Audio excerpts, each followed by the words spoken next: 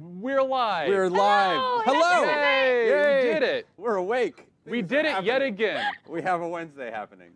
Another one. Another Wednesday. So soon It's- after the last It one. was like, it feels like just a week ago we were doing this show, and here we are. It feels like more than a week for me. Is it more? Well, you've had a very busy week. Actually, it actually hasn't been too bad. It's just that I miss you guys when we're apart. Aww. Well, And I made you do take it. so much reading this week.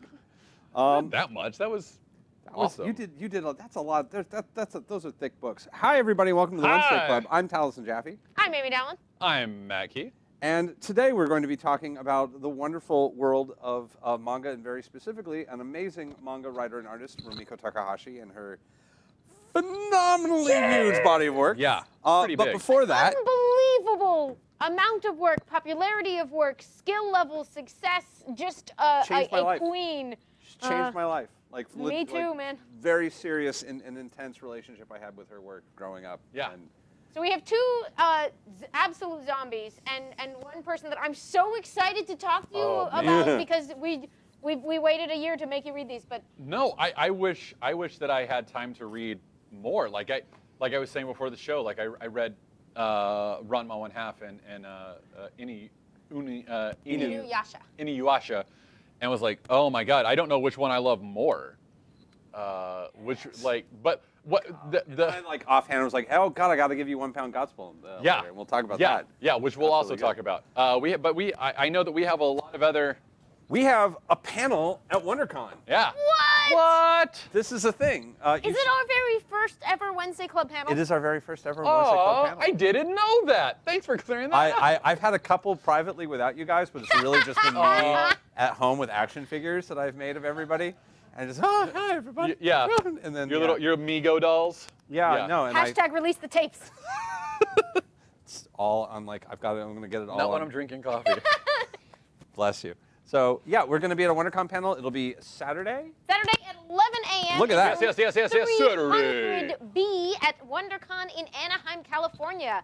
Leading off this fabulous day of programming, every single panel on that list is a winner. And if you are watching this on Alpha right now, you should make sure that you're checked in for the community event. Yeah. Yeah. And Yeah. it's going to be a mini. We're going to do a mini episode. It's going to be great, right Yeah. there live for you. And then we're going to take questions, right there live in front of you. And then there might be some other fun stuff happening. So, Wait, there's other fun stuff happening? in theory, yes, maybe, could be. Do I know about this fun stuff? You Do I Slimed. do. Maybe. It's also Nickelodeon. Well, I'm also We're going to ruin the whole room for everybody else who has to come in there that day. I'm also going to Yeah. say that really Yeah, quickly. perfect. It is Easter weekend. It is isn't? Or is it this week? or April next 1st. week? April 1st. So Yeah, coming it's up not Yeah, during it- WonderCon this year. not during Easter WonderCon. is on April Fool's. April Fool's Day. I was dead. Just JK. kidding. But in light of this, I just have to Lols. say I would like everyone. If I were to say Spider-Man, Iron Man, or Captain America, what would be your immediate reaction to these things? Wait. Spider-Man, Iron Man, Captain America. Are Captain America? Okay, what? Spider-Man. Spider-Man. That's interesting. So yeah. What? Here, have some Easter swag. Easter swag. Oh. So this is fun. It's a tiny viewfinder, and you can look through it. Oh and my it's God. tiny pictures of Avengers doing What? things Oh, that is cool. inside a small Oh, that's 40 rad. calorie serving of sugar candy. Oh, that's rad. Hey, Hawkeye looks pretty good in this. Yeah, no, he has. Thank God you're making that that's noise as close because I as was he gets never to going being to in the figure out trailer. the system of control if I hadn't heard those sounds. Falcon looks pretty good. This I is don't literally. think we can share this. No, with this y'all. image. No, but Yeah. this image was all I wanted was you holding eggs up to your faces, going Oh, click. Ant-Man looks cool. Hey, Chief, come look at Ant-Man. I think Chief may be busy. This Hey, is Chief, totally come look at Ant-Man. Chief. Come to the panel also because you might meet Chief and. Yeah, other Chief will be there. Liz will be there. It's gonna be great. Whole crew will be there. See everybody. Well, in I person. don't know if the whole sadly.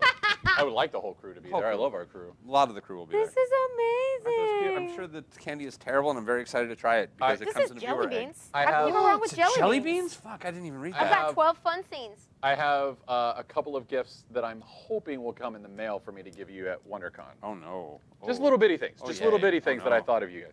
And you might not want to mention that's not the only place they can find you at WonderCon. No, that's also true. I'm also going to be doing a panel on Friday night. I'm going to be doing this Jody Hauser Spotlight, where I'll be talking to Jody Yeah. Hauser about Jody Houser, which is Basically another Wednesday. I mean, yeah, which will be fun because I think it might be both one of Jody's least and most favorite topics. So she's going to be terribly embarrassed with the whole thing. Would you say that her panel is faith-based? Oh. Should I see myself out? I'm gonna take my egg. Just never come A back. valiant I'm gonna- effort. Oh! Take my egg. Stop it, both of you. You're terrible.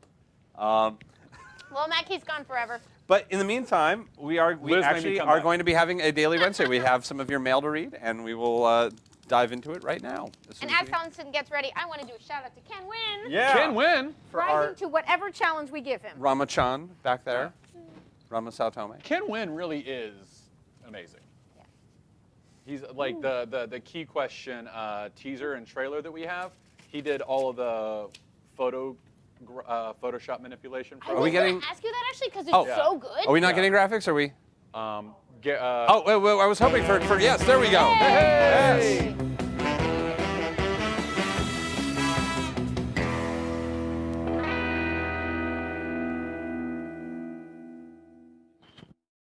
Hey, there you saw Chief. spotted. Chief, you could have looked at Ant-Man. Could have been a thing. Could have been a thing. This is a letter from Alino. Oh, hey, it's Alino on Alpha. Hey. This letter is okay to read on air, so they put it. Thank you. Dear Very Midweek important. Assembly, cute. Good day. I'm a vehement yet admittedly rather quiet watcher, having stumbled onto the show randomly for whatever reason. I honestly can't remember. I feel that. And with my impulsively purchased Project Alpha membership, I binged the entirety of the archive of the show up to that current point over a span of a few days. Wow. Oh my gosh. Yeah, I feel that too. Now I've been keeping up with the episodes as they air, and every Wednesday evening I have free, curse second shift retail work, I feel as well. Uh-huh. I make sure to tune in and watch it live. Aw. Aw. With that, I hope I'd you're like- watching us live now. With that, I'd like to touch on something a bit more personal, since watching this show has left a fair bit of an impact on me beyond just having motivated an impulse purchase of several comics on recommendation. And so I've got a personal message for each of you I'd like to share. Oh boy, okay. Here we go, I'm already blushing. I'm bracing myself Uh, for possible tears. I'm sure it's good stuff. You know first, that meme where it's an ocean of feels? Yeah, Ocean of that's what feels. I'm bracing myself for a tsunami of emotion. it's going to go in a bit of an order. Firstly, Amy, Oh, no. to quote Matt, you keep giving me new reasons to love you with every episode. This is true. The incredible breadth of knowledge you have, combined with your seemingly boundless enthusiasm and passion, is awe-inspiring. This is true. And every time I see one of your excited Colin D-esque smiles, my heart melts a bit. Aw. Certainly, I can't help but think a bit about how much of my life I wasn't more openly excited about things that I love in spite of the people around me. So I'd like to thank you for reminding me simply with the way in which you conduct yourself that it is okay to like things and be excited and passionate about them. I feel this. Secondly, Matt. Braced. Hold your breath. Your unique perspectives as someone coming from a bit of a theological background is one that's always intriguing to experience, but that's just the tip of the iceberg. Every time you mention your lovely wife, Brittany, take a drink, it is a delight to see two people so happily involved with one another. That is true. And I'd be lying if hearing your answer from the Thor episode about your healing ring of power didn't make me and many others, I'm sure, tear up. The beauty of that love combined with just how genuine and genuinely charming and funny you are, and I can only hope that I could be that positive and an influence of the people in my life. Oh boy, now here's the thirdly, Taliesin. Okay, without a doubt, one of the single coolest people I've ever seen. Every story, antecedent, and general relation of experience just does nothing more than reinforce the notion that creates even more questions. Thank you. While you may say that a lot of that is mostly just the result of a lot of being in the right place at the right time and knowing the right people, I think what really gets so many of us, or at least me, is hearing every time you make jokes about having been a sad and lonely child, as someone that counts himself among our populace community and finds himself suffering from this sort of mental illness caused exacerbated by being the weird kid that nobody wanted to talk to in school. I hope that's not too off base to make that claim. It is certainly not. That you remind us that sad and lonely children can eventually become cool, slightly less sad and lonely adults. It's also true. And how that can certainly garner someone a fan base. Oh, thank you. Lastly, and certainly not least, thank you so much to the cast and crew of Wednesday Club for helping bring this show to us. And if I knew all your names, I give each of you a shout out by name. Your hard work has helped become the glue that holds together the show that the Wednesdays grow from. And God said it was a metaphor that just sort of wandered away from me, but hopefully that comes across. It does. So yeah, that's how I write too. Thank you for everything. And while now I'm adding comic books to the endless backlog of media I have to consume, I have no regrets. I'm so glad that you are the people who have brought this all to me. Sincerely, Alino M. Oh, hey, it's Alino on Alpha. Oh, thank you so much. That's you. That is wonderful. Now I'm touching. blushing. Yeah, I think all of us are going to be blushing for like the next half hour. Like that's a lot. That's A lot of good. A lot of good. A lot of good. All right. This next one comes for Daily Wednesday from Walt B. Hi, Taliesin, Amy, and Matt. That's in order today.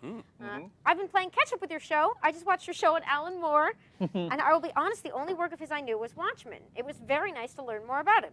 Now, the reason I'm writing is to say thank you for turning me on to the comic Promethea. Yes! I am a practicing Wiccan, and it was incredible to find a comic on the occult besides what DC has. Now, with that said, I was wondering if you guys plan to dig into the magical side of comics, like Constantine, Hellblazer, Doctor Strange, or Justice League Dark. Thank you for taking the time to read this. Keep up the great show. Looking forward to the next episode. I have no problem with you reading this on the show. Thank you. Thank you. We may just have to have an episode that's just Danny Carr talking about Hellblazer. Oh, if yeah, you work Danny at Geek Carr. and Sundry, you know that there is Danny Carr, and Danny Carr really only talks about like the things that we need to get done here and Hellblazer at this point. And by the way, Hellblazer is just like a 2 or 3 months, I think, because of you. And now she's like, Oh yeah, how I have don't I know never if- had this in my life? Like she's ordering all of them from your shop, like obsessed with it. Yeah. She's It's watching. real good. She's watching. What is the Legends of Legends of Tomorrow? Yeah. Because he's now on it. It's He's bad. going to be a I series haven't regular watched next this year. year, this I week, haven't but seen they played anything, D&D yeah. because my friends John brought it and Constantine they're nerds, and played it's the best. D&D, and I'm very excited. It's everything I ever wanted. All right. Do we? Oh, and Liz is holding up a sign that says we Aw. bonded over love of Constantine. You and Danny did? Because I think she had loved the character, but like she's going through a bunch of the classic Yeah. runs for the first time, like it's Oh, yeah. a combo thing. Hey Liz, do we have time to read one last letter? Do it. Yeah. Okay. This is Brittany B, aka Queen Mab on Hey. Alpha. And I love how, look at, you may read this is in giant letters. I love that. Just, you may read this. Thank you, Queen. To amazing Amy, magical Matt, and the terrible Taliesin. Yes! I think she means terrible in a good way. Oh, I know Great and exactly how she terrible. means it. First off, I would She'll like. love you in despair. Thank you. Yes. First off, I would just like to say terrible, okay, doesn't mean you are terrible, but I see you as the supervillain in this roundtable for comics. For some reason, I see Matt as the hero, very much like Doctor Strange, and Amy as the neutral party who has enough power to crush both sides if things get out of control, because she always brings us back on topic. Do I? Let's go with it. Unfortunately, I don't get to watch live as much as I would like. I've only been able to once, and that was because of my back went out, but at least it was a Fables episode, but I watch every Thursday morning when I get home from work. Happy Thursday! Happy Thursday. With that out of the way, I would just like to say how much I truly love this show. Wednesday Club always puts a smile on my face no matter how bad a day I'm having. Between Taliesin's ways of making you turn your head and look at things from a different angle, to Amy's knowledge of bad jokes, which I absolutely love, to Matt's kindness and magical quality that even if he looks good for 55, he still puts a childish wonderment in everything for this show. She actually put cough in parentheses. The sheer joy the three of you share for the comics you share with the Wins Daisies resonates and I think makes this world a brighter place in general. At Gen Con last year, I was so thankful to be able to meet Amy that I nearly burst into tears. I had to take several deep breaths to not break down because you were part of the reason I decided to get back into comics after a 10-year hiatus, which was just reading my grandfather's old comics from the Golden and Silver Ages for superheroes. I don't remember what started it, but my local shop will thank you. The picture I was able to take with you, Becca, Scott, and Amy Vorpal will always be one of my favorite moments. That was a fun one. Thank you. Good group of people. Taliesin, even though I have not met you, I have been a critter since episode 5 and have never turned back. Woo! You made me find so many very cool and interesting comics, not least of which is the first 3 trade volumes of Rat Queens. Hell yeah. Yes. But somehow I managed to avoid the darker comics, and now I have an entire long box just to Neil Gaiman. Again, my local shop thanks you. Matt, I said your kindness means so much to me earlier, and I truly mean it. When I feel like I'm just another voice on the internet, you have made small conversations with me over Twitter and made me feel like I'm not a shadow, but my words mean something. Most recently was a conversation about your Deadpool Key Questions episode, and that was on a particularly bad brain day. So thank you so much. Just that small conversation with someone whom I feel is as important in the Geek and Sundry community, which is the best community as you are, has been immensely helpful. Now, before I start crying all over my keyboard, I would just like to say thank you. My words may not be the best, but I hope I could convey all the love I have for you three in the Wednesday Club. Every guest you bring on is another bright light in a sometimes too dark world, and I'm proud to be a Wednesdaysy. Oh, man. Thank you, Take care of your Queen brain. Mab. Your brain meat. Your brain, Brain meat. very important. We love you, Queen Gotta do Mab, and everything I about the remember brain that meat. conversation. I've been endeavoring to make more conversations on Twitter, and I'm glad that I now have a tiny thing of jelly beans, by love the way. you, Queen Mab. And Happy a Thursday. sticker. Happy Thursday. Yeah, it's Thursday yet. Is Taliesin. It is at this point. Oh, yeah, and one other thing that we have to mention is that we, Get because this to is mention. a manga anime episode, and we did just put something up on Nerdist, I want to say. Erica, what did you put up on what'd you put on? Erica, how's it going? Hey, it's Erica, everybody. Crash. Crash. Your show. Yay, Those are really Erica. Lovely. Those are really lovely letters. Ridiculously You guys are great. It's Okay. Erica. It's me. You didn't- So yeah, I thought it would be fun since you guys are talking about anime and manga today that I just did an interview with John Boyega, that guy what plays What?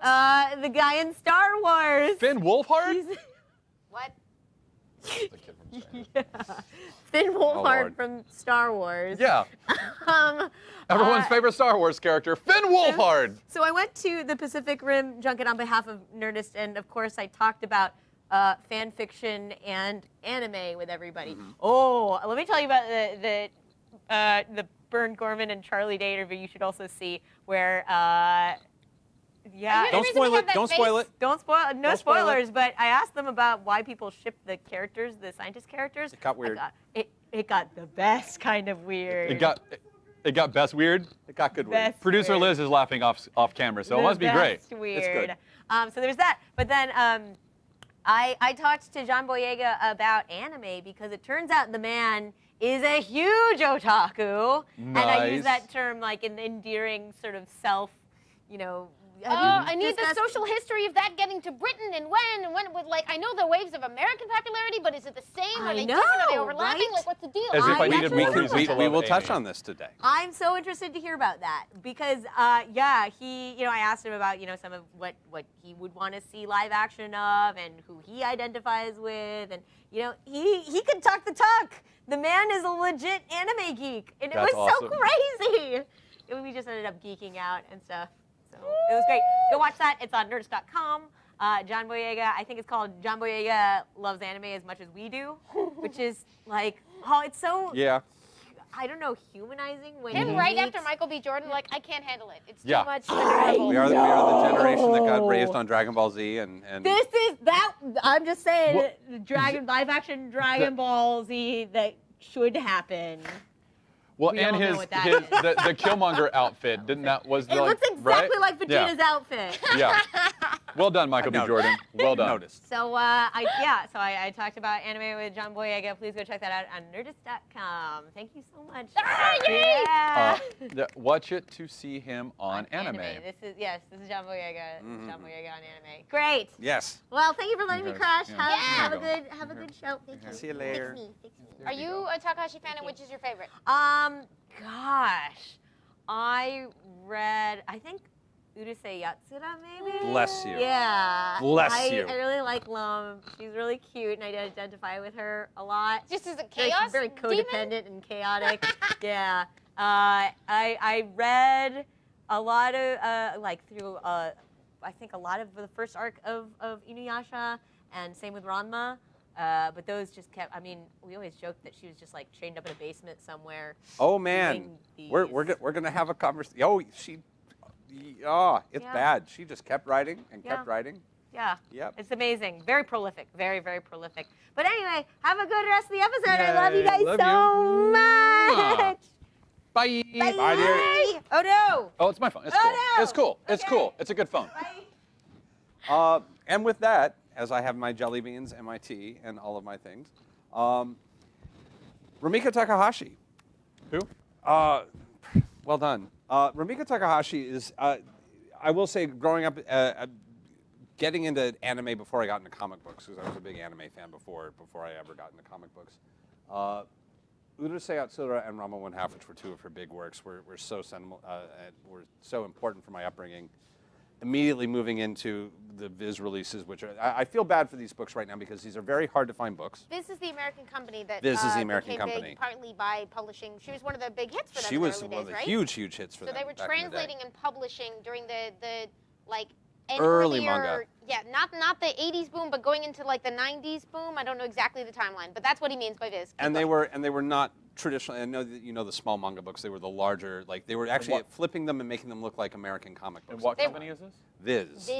Viz. Okay. They were flipping them, which is to say, in the first couple decades of translating Japanese comics into English, as they started to find the market, there was not at that time a lot of market or reader support for, or they didn't think there would be, for the idea of keeping them right to left. Because it was counterintuitive, because we read from left to right, they would literally mirror the art. And print it the other way. And this was standard for throughout the 80s and 90s, basically. Through a huge chunk of it, yeah. And slowly, Rare exception. additions, like as fandom and readership has grown up, many of these companies or the companies that replaced them have now issued new editions where they're restoring the art to its original orientation because mostly people just learned to read it that way. But you know, that has taken time. It can prove challenging if you are starting out. I found it easy to get used to after a while, but you know, It takes a while. It does take a while. And Takahashi, this is going to be interesting going in because she's one of those creators who does everything, can do everything, has done everything. There is something for everybody. She has written so much, and I've been trying to find the best way to get into the continuity of who this woman is and how important she is to the world of graphic novels. So Get used to, but wait, there's more. But wait, there's more. There's a lot. So in around 1976, she was like 19, 20 years old. She's in college. Rumiko Takahashi's in college. She is not an art student. I think she's getting like a business major, something awful. And she. If you're getting a business major, we don't Something actually awful. think that's awful. Oh, it's a Japanese business major. I mean, If you're in Japan and you're getting a business major, it's why are you great. watching anything on the internet? Go do your homework. God. Okay, there we are. Don't yell at the people. They're Japanese. If you're watching the internet, it's okay. You have I am parents the that are going to neutral be so party. disappointed in you. 1976. She, without really, and apparently from people who talked to her, she was not an artist. She was not somebody who was known for her art. She was not somebody who was known for really pursuing this, although later she talks about always wanting to try this. She convinces her mother her parents to give her money to go to this manga school that was being run by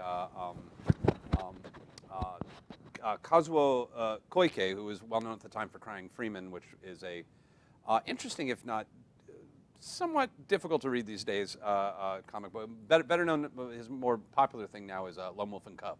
You've probably heard of Lone Wolf yes. and Cub. Probably It's been widely translated. There were a number of movies. Crying Freeman is a little much these days, although it's very beautiful, but it is a little weird these days.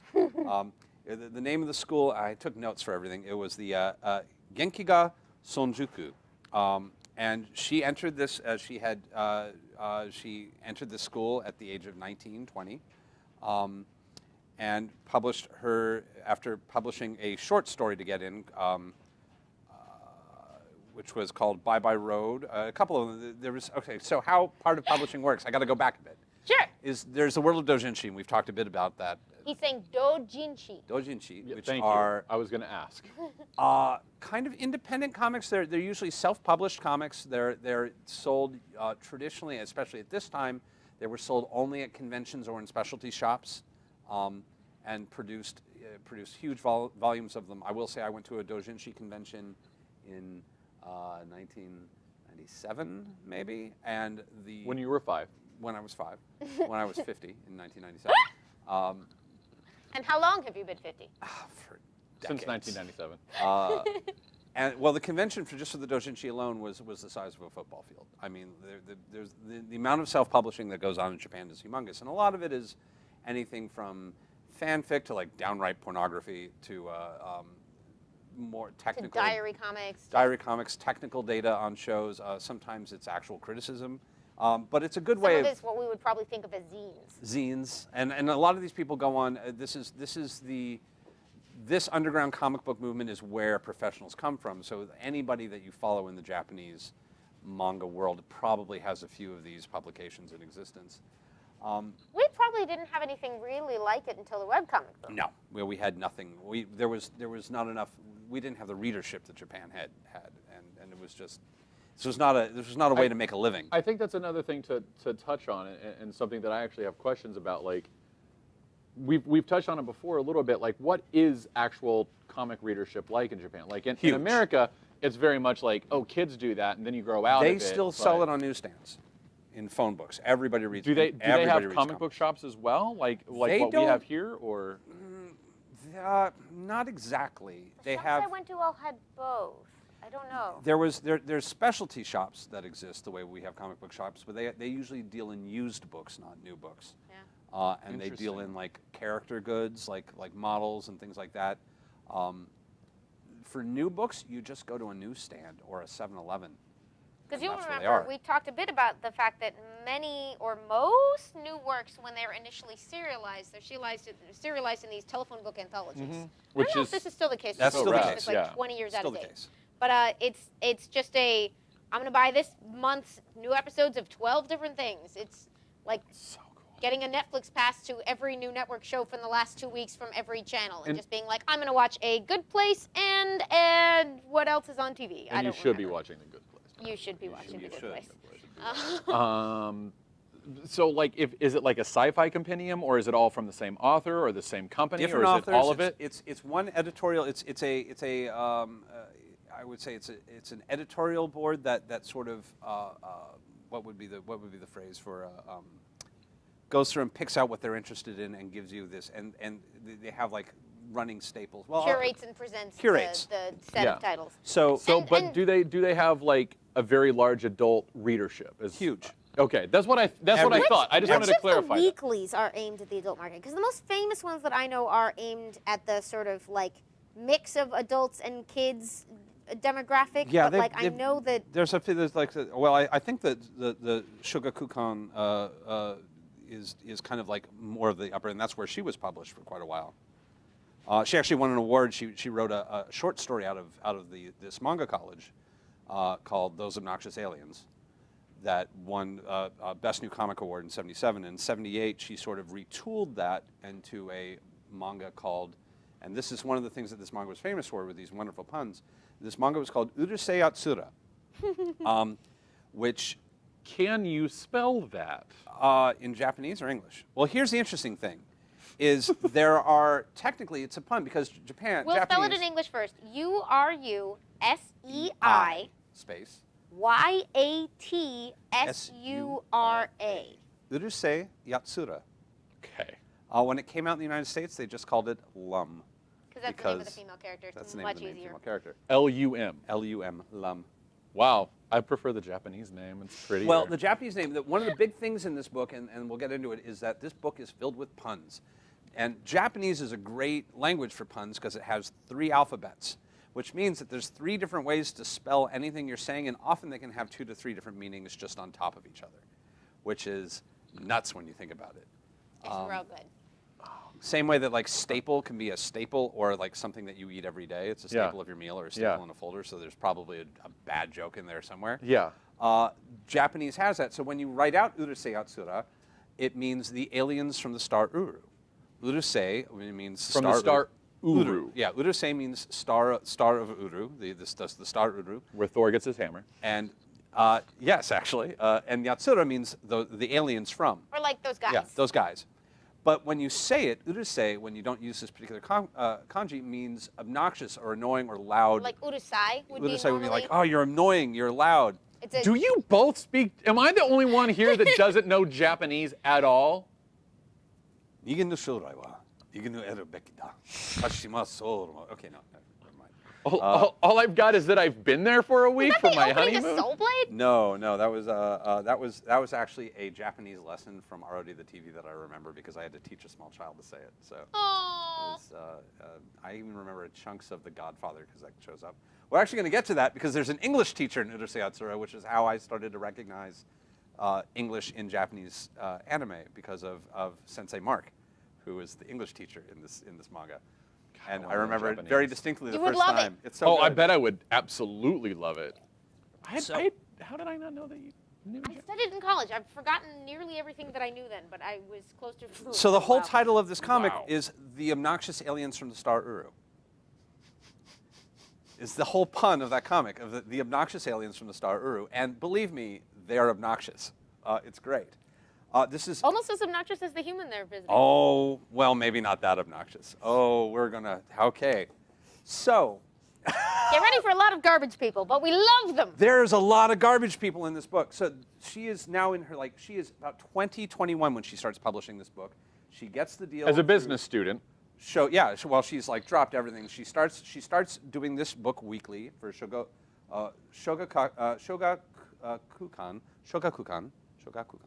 I can never pronounce it correctly.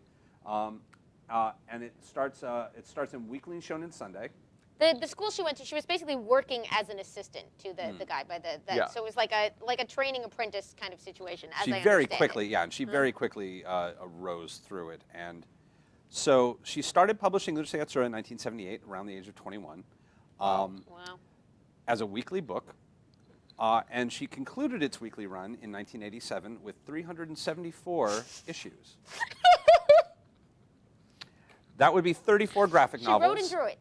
And when we say graphic novels, show an Inuyasha graphic novel, or like one of or any of the regular sized ones that are appropriate. Yeah, there's a Ranma, that's a graphic. So 34 of these will give you the whole There are run of terms for the different sizes of publication. This would the original one would have been like this big, sort of phone booky Phone booky. size, but We've shown then it. cheap small reproductions of a whole bunch at once would look like would be this size, and then occasionally they would go back and make larger editions. Okay, that's Wow. So 374 weeks of this book. They ended up animating it, and it ran for 195 episodes, 12 direct-to-video movies, 6 feature films, all animated, a couple of video games, but we'll get into that later. It was also some of the first use in animation of pop music in the openings of anime. Okay. Which was a big deal at the time. One of their films, which we'll get into, called Beautiful Dreamer, was very influential in the creation of a movie, Dark City, which takes a lot of points from that. What book was that? Beautiful Dreamer, Urusei Yatsura, the Beautiful Dreamer film, which is one of my favorites, just got re-released on Blu-ray. those are 2 volumes of one. Chunks of the animated series were used in the very first use of anime, one of the very first uses of anime in an American music video, which was Matthew Sweet's I've Been Waiting in 1991. Really? Wow. Which was some of the first Japanese pop culture to start making its way to the Western world. And that was what? Matthew Sweet's I've Been Waiting video, you can find it online. But Wow. that They I used understood. Pieces of the animation. They of, use of Urusei. Yeah, Okay. Urusei of Lum just shows up over and over looking forlorn. This show was a huge hit. This manga was a huge hit. It was What's the basic premise? woof. I was just about to say that. So, this is going to get deep. Where are my notes? Yeah, I'm because gonna it need hasn't them. been deep yet. So thank God we're finally Oh, very going there. surfacey so far. Yeah, let's see. The Revenge of the listed her greatest- Protozoans. I'm so on board. Sure. I mean, why not? I'm also going to point out that she started Maison Ikkoku in the middle of this in 1980. So she Like, was- because at she one just point had was- time, I guess. Apparently. Yeah. Where am I? Here we are. So basically, the idea of this comic book, if you can follow along with me, is it follows, although he's not really, I wouldn't call him the protagonist of it, is a young boy named Ataru Motobushi, he was born on Friday the 13th, on the unluckiest day of the Buddhist calendar, during an earthquake. Wait, is it unlucky in Buddhism? There was a different unlucky day in Buddhism. He was born on a Friday the 13th that was also a Buddhist unlucky day that I don't remember. Gotcha. And I'm not sure, some of these elements, you can vouch for this, because I haven't ever done this in Japanese. Some of those elements may have been adapted to be like, here's what, in the Japanese, he's got all these listings of bad luck, and we added a few more in translation just to make it really clear. I'm pretty sure these are solid because I actually had already gone through 4 different translations of this manga before Viz started publishing it because I was really into this shit. How did you find it? So, I was really into anime as a kid in the 1980s. I was super into anime. I started the first anime club at my high school. And being that I lived in Los Angeles, me and my friend, my friend, he was my only friend, Nick. You have many friends now. Now I have lots of friends. Two, at least. But we were definitely into this stuff, and we had a local video store and manga store over on Sawtelle in the little Tokyo. So we would go, and they would get the weekly television and videotape 8 hours of different channels of Japanese television, and then rent them to people. And then we'd also have manga stores where we'd take the manga. And then we also had the CFO Cartoon Fantasy Organization, the Society for Promotion of Japanese Animation. And we also had the Cal Animag Club that was putting out these reference guide. This is the 1991 Cal Animag reference guide. That is an unbelievable document. With just the most, you can see how cold it is in here. My nail polish is purple. Just notes on everything you could possibly want. They had synopsises of different shows. And these were handcrafted by the Cal Animag kids back in the day for the San Jose Anime Club.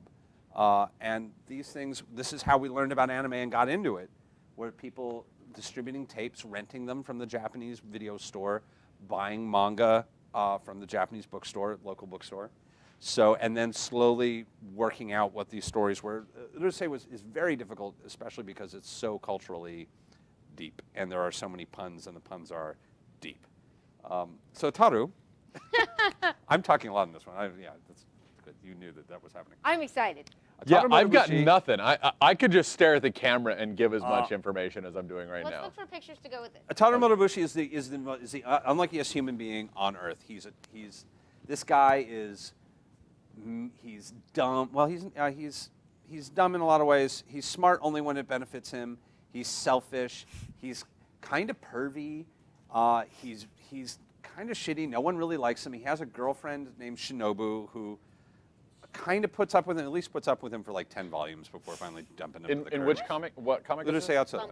This one, okay. We're still in the first hit. Okay. She barely tolerates him, and his life is going nowhere.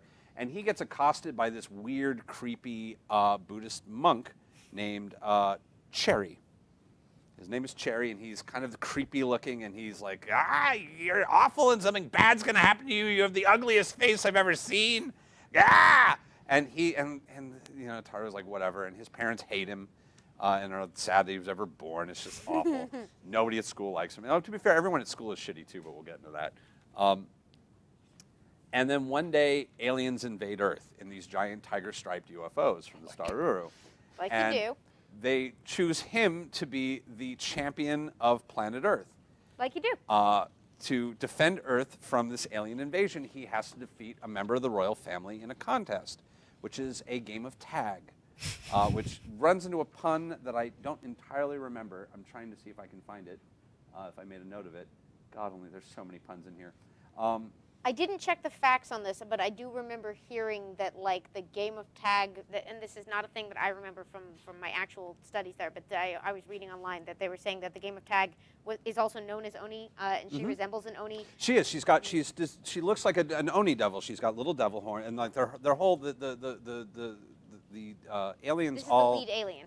Gotcha. all dress in tiger stripe, and they all have horns, and they're all vaguely have. There's a lot of like Japanese devil puns, Japanese Oni puns. Yeah. And he won't do it at first because he's like, this is bullshit, and I refuse, and the Earth is going to get conquered. And then he finds out. Representative picture. That's pretty representative of Taru and his. That's actually him at his most handsome. I feel. Then he sees who he's going to be racing, which is this really attractive young princess in a tiger striped bikini and go-go boots. And is she from space? She's from She is. space. She's got little devil horns, and I'm sure we have a picture somewhere in the file that I put of Lum. She's got blue hair and. So this is devil Lum, horns. which the comic was named after in America. This is Lum, Yeah. and he has to race her, and he has to grab hold of her horns, and then Earth is saved. And that's the deal.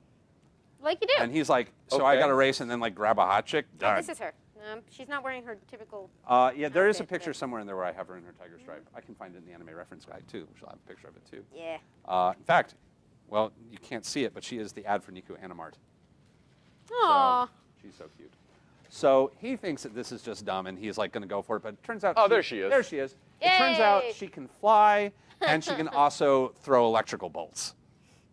So he's having a bad time she's of it. hard to catch. She's hard to catch. He just never bothered to ask because he was like, hot girl, ah! So he slowly like realizes that like saying yes because he was fooled by hotness was like that this girl ruined his life, and he's kind of getting angry and upset. His girlfriend at the time, Shinobu, basically says, if you win, I'll marry you, even though I know you're useless and terrible. That's what I'm willing to do to save the earth, is I will marry your sorry ass. So that renews him with energy, and he tricks Lum by grabbing her bra and managing to like pull her top off, and she is so distracted trying to cover herself that he grabs her horns. Then as he grabs him, he says, I can finally marry her. Yes. And Lum has a moment and goes, yeah, no, I'm down with that. I'll marry you.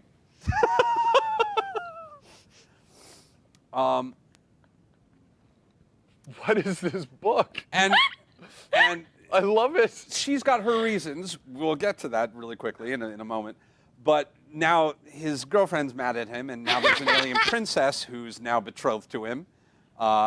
And they kind of try and like work it out, and she leaves for a while, but then he accidentally takes a space cab. He accidentally calls a UFO and takes a space cab from his home, from school to home. Like you do. And runs up a couple $1 billion debt. That now So he planet really Earth is has born to on an pay, unlucky day. and then He her just parents makes come pay good it off. So decisions now he always. has to like marry her because now they like 'Cause that's essentially a they dowry. saved planet Earth, and like that's like the deal. So this is the birth of harem manga, and like the whole notion of the harem anime of like one guy and a bunch of hot girls. The difference being, and the thing that worked here, and the thing that I love about this and why it works, is that he is deeply unlikable. And there are no other women in this entire story that find him even slightly interesting. He is occasionally used as a pawn to make Lum angry, but beyond that, he is just tolerated because everyone likes her company. May I ask a question? Yes, What makes him so unlikable? he's pervy. Okay. He's, Oh, there she is. That's cute. Yeah, I there. like That's that. him yelling. Yeah. That's actually from the animated series. Yeah. He's yelling at someone for something. He's mean. Okay. He's selfish. There's actually one of my favorite lines at one point is he has a trumpet that will like destroy the earth, and they're like, "Don't do that." And he literally says, "You fool! Haven't you learned that I always will take an action without slightly considering the consequences?" He's basically Homer Simpson, except without the charm. Okay. Okay. I That mean- describes a lot. There's a lot of just sort of general immaturity to him. Yeah, You know what I mean? deeply Yeah. immature. But so is he good at anything? No, So what makes him a character that you want to follow? you don't. He's not the point. He's not the main character of the story. And it's an Interesting. ensemble piece, and slowly you collect all of these personalities that revolve around people just being frustrated that this really nice, sweet, interesting space princess is hanging out with this fucking doofus, including her ex-fiance that she definitely was in the mood to get away from, and that definitely was probably a bit of an immediate like out there, which was another Oni named Ray, who was like chiseled handsome, like Keanu Reeves, like young Keanu Reeves handsome, but dumb as sticks, like monosyllabic, Lum, hey, and like obsessed with food, and that was like his thing, is just food, good, more food, yeah, but like really gorgeous, really hot. All like every girl in the book at one point is just like, oh, you're so pretty.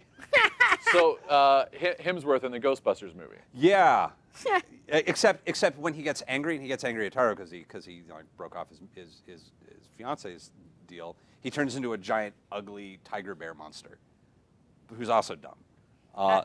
There's also Lum's cousin Ten, who's a tiny baby on a little thing who breathes fire, who hates Ataru because he's shitty, and now we're leaving his cousin. There's Lum's best friends who are other space princesses, like Ben 10, who's this like crazed biker chick who's Ben like, 10. Ben 10, named after Ben 10. All the characters have names that kind of coincide with interesting things. She's named Not the after, cartoon.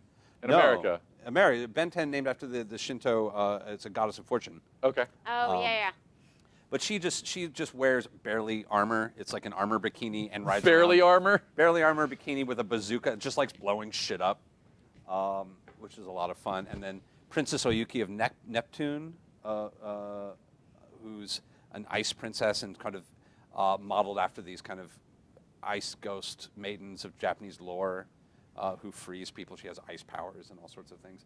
And again, none of them like Ataru. None of them are interested in them. It's not like 15 great girls trying to go after. It's just them going, what is wrong with you? I'm going to show off representative panels, I think. Oh, please, bring some. This is a meanwhile, it's Ataru and his mother. Says, you're early. I'm home, man, I'm beat. You're early. You were hounding some poor girl who didn't want you, weren't you? How did you know? Mothers know everything. It's uncanny. That is the mark of a face slap, which you will see throughout Rumiko Takahashi's work. There's a lot of comedy violence, but it's also usually pretty hilarious. I don't know how to defend it. It's great. It's great, and this is definitely a sex comedy because there's definitely a lot of sexual politics in this. Pretty much all the boys are awful. I will say, Urusei Yatsura, the boy, even like the closest thing to like stand-up guys like Mendo, who's the richest kid at school. He's like, he always dresses in white, and he's got like a private jet that he flies around in, and he's. Takahashi also excels kind at of, the large supporting cast.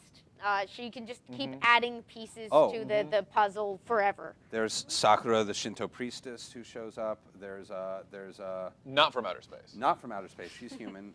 There's the English teacher, Onsen Mark, who's constantly outer trying to keep space. his class. Sensei Mark. Sensei Mark. There's a whole bunch of like of the schoolboys who are all awful, who are basically just named like Glasses, Pompadour. They have terrible. Their names are just what they like have on their heads, and this is also she starts a thing where there's stories that don't have endings, where it's situational comedy. Yeah. And this is very much a situational book. They will occasionally add characters to like bring in another aspect of it, but it's really looking at how these characters, often how these characters confront living embodiments of puns. There's one of my favorites was meeting it was one of the characters gets a job at a ramen shop, and a guy comes in the joke is a tachigui no pro, which is a master ramen eater, and he has to like show off his skills at making ramen at a master ramen eater who will judge him and not pay if the ramen is not perfect.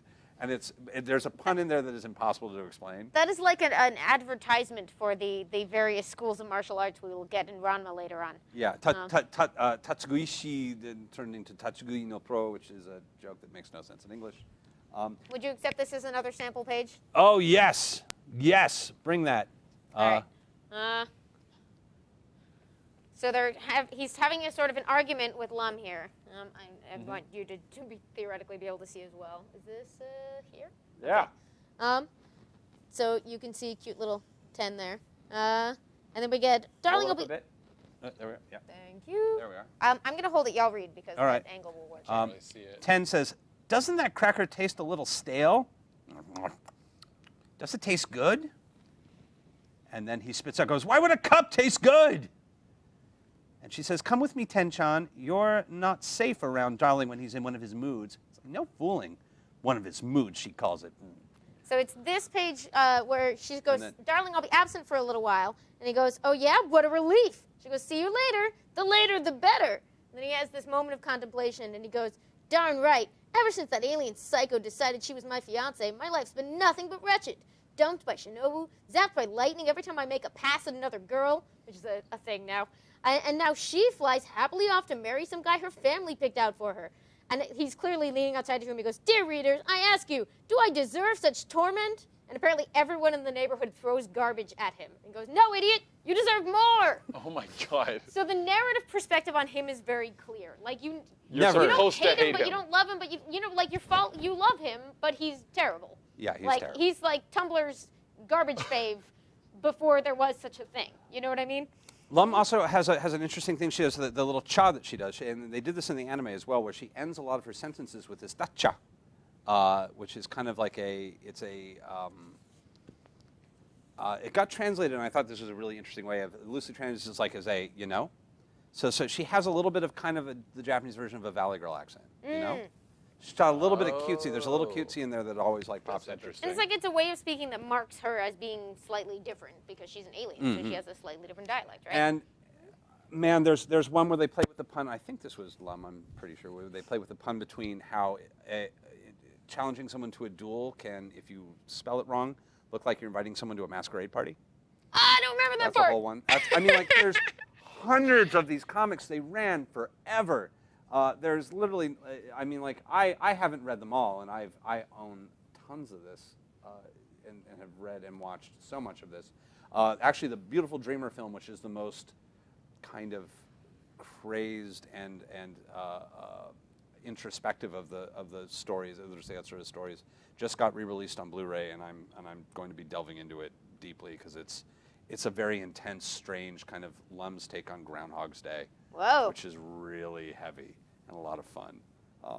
I recommend. I don't know if you could just dive right in that and be okay knowing that there's 50 characters on screen and you don't know who any of them are, which is a big thing with this. And this ran again almost a decade. This is 1978 to 1987. This was getting published. Almost 200 episodes of an animated series. I mean, that's crazy. So, with all that, That's the beginning. That's the beginning. In the middle of all this, That would be enough for one person.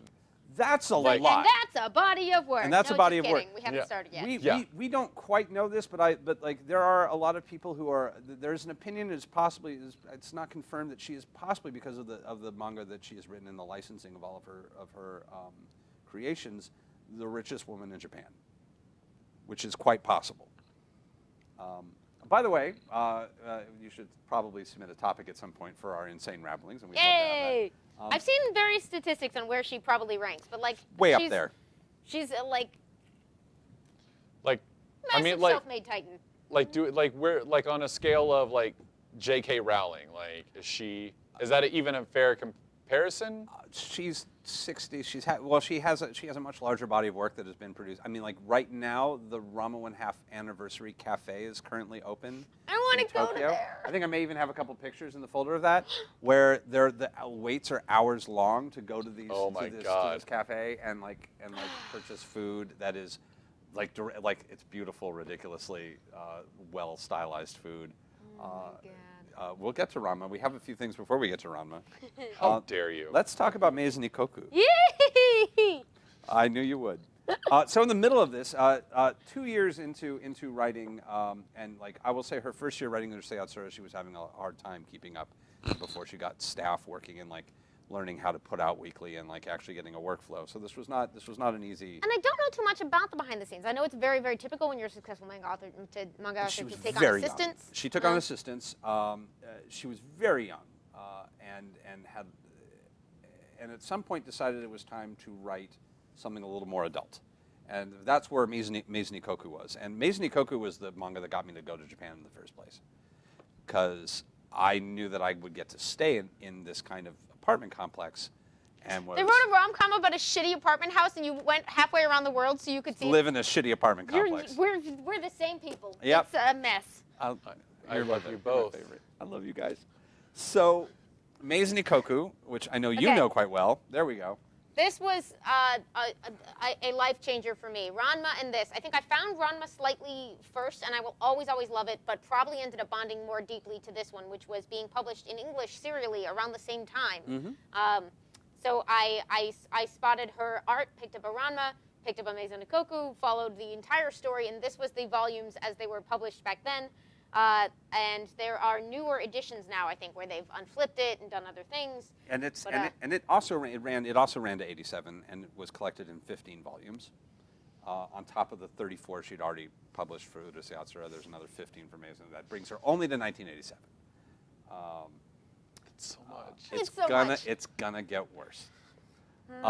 Maison Ikkoku is an apartment complex drama about it's a dramatic piece about. I mean, it's really comedic, but about people living in an apartment complex. so your basic spotlight, your viewpoint character for Maison Ikkoku. Maison is the French word for house. For house. So it is an apartment building. with French is what I basically- took in high school. So. There we go. Yeah. We can meet in the middle.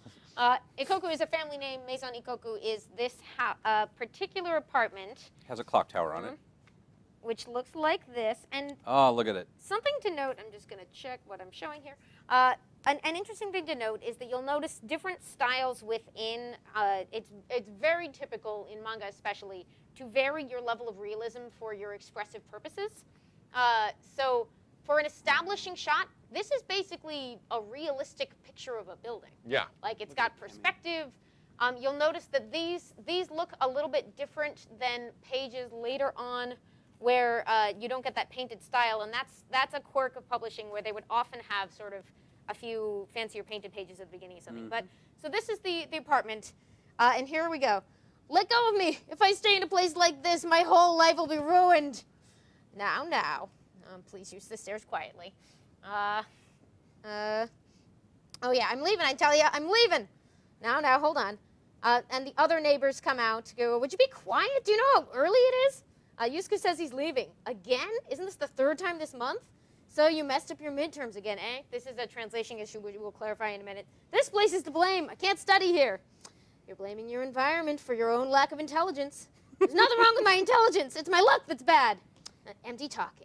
So all the neighbors are all up in his business as he's insisting that he is going to leave.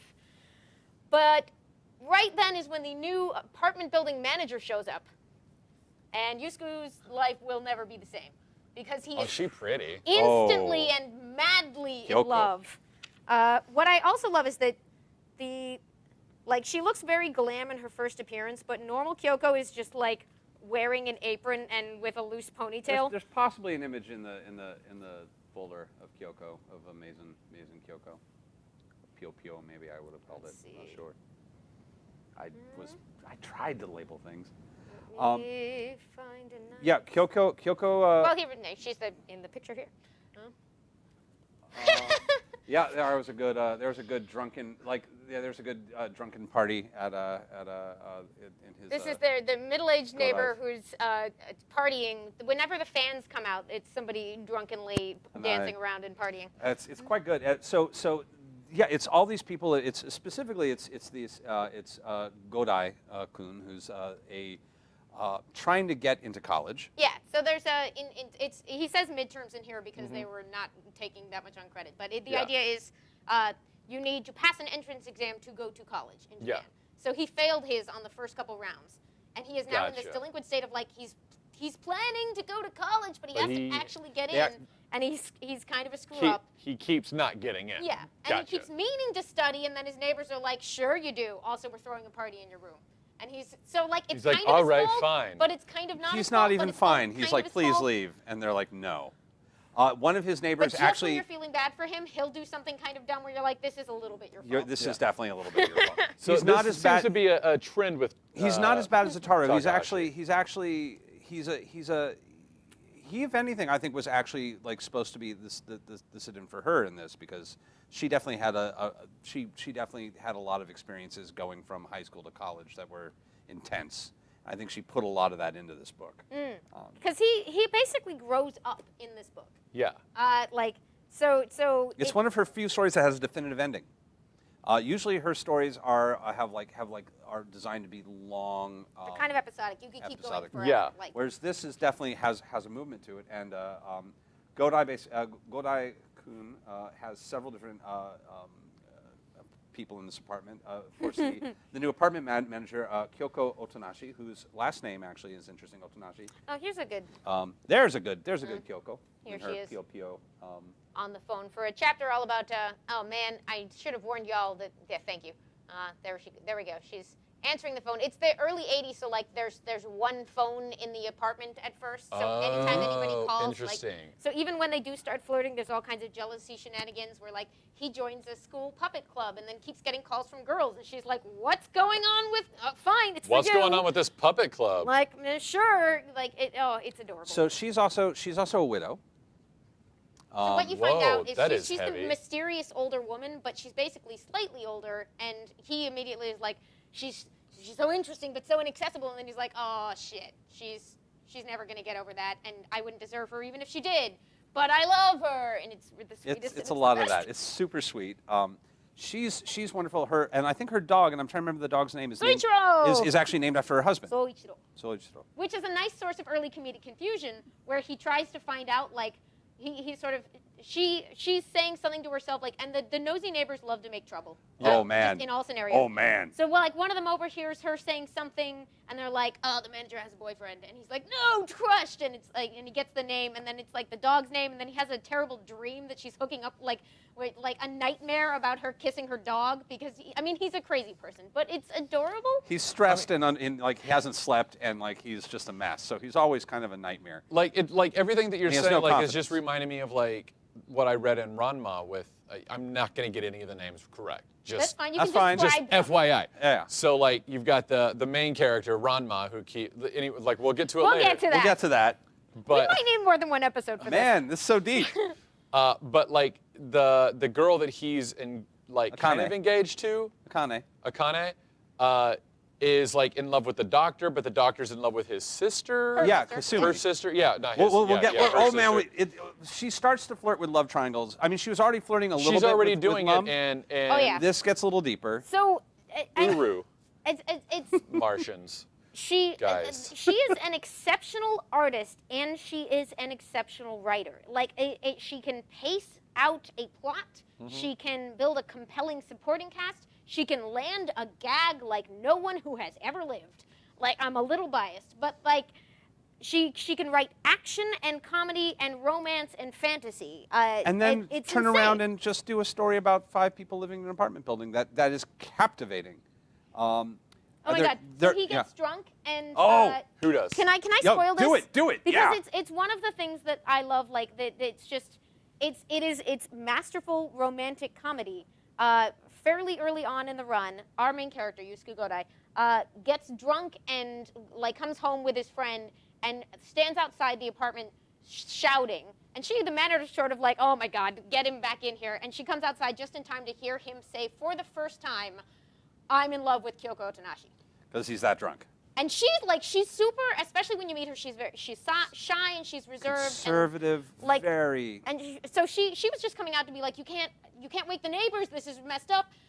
And because the people in the other apartments are the worst, when he doesn't remember what he did the next day, and there's more than just the confession, but like Yeah. he makes the confession, she's having trouble shutting him up, and then he sort of like swoops her up and is carrying her around and like sort of embarrasses but does not actually attack her in a way that Yeah. leaves her very much like this the next morning, and Yeah. he's like, "What did I do?" What did I do? So the neighbors say, "You took all your clothes off and danced around and begged her to look."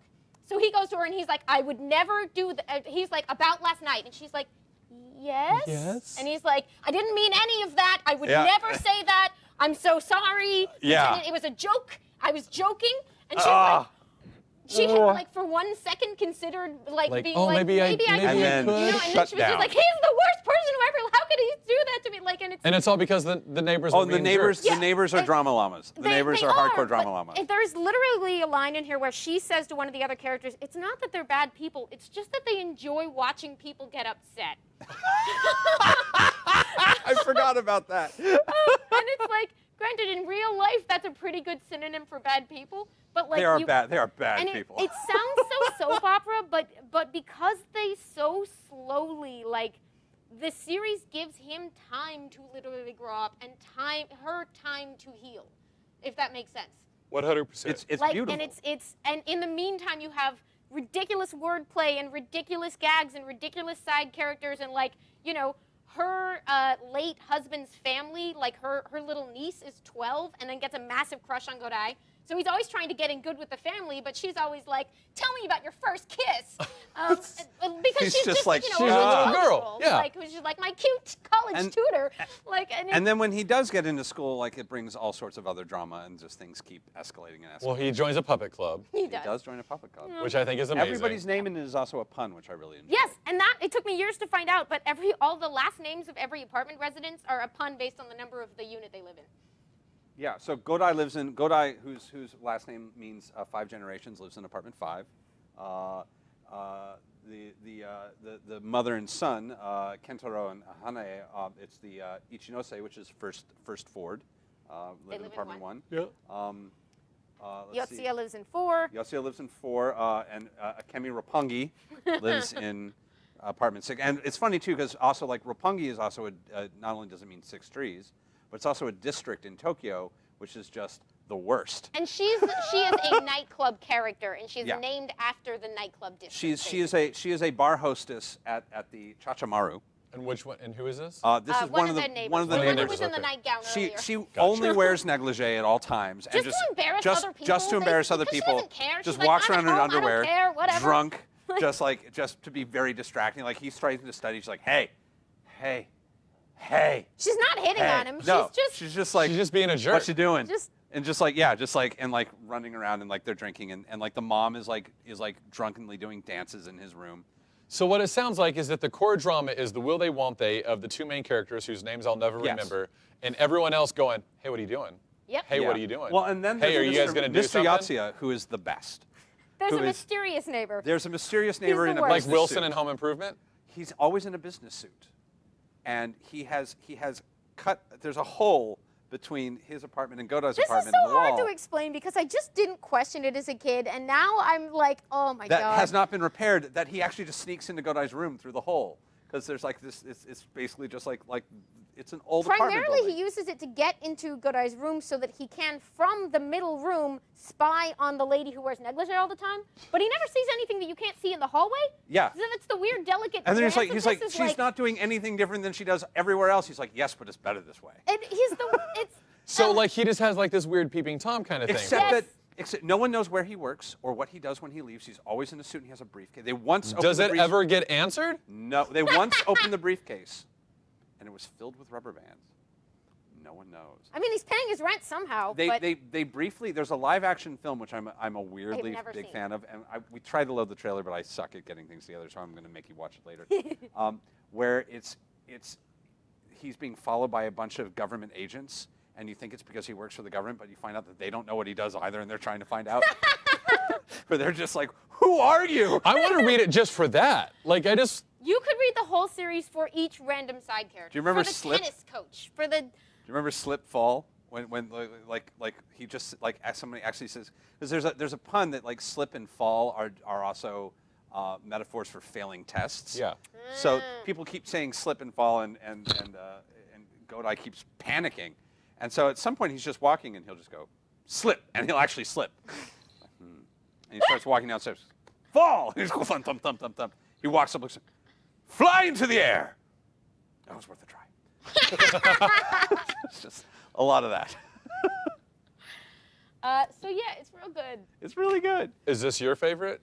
It is probably Of my hers. favorite and one of my favorite books of all time. Who can have a Like, favorite?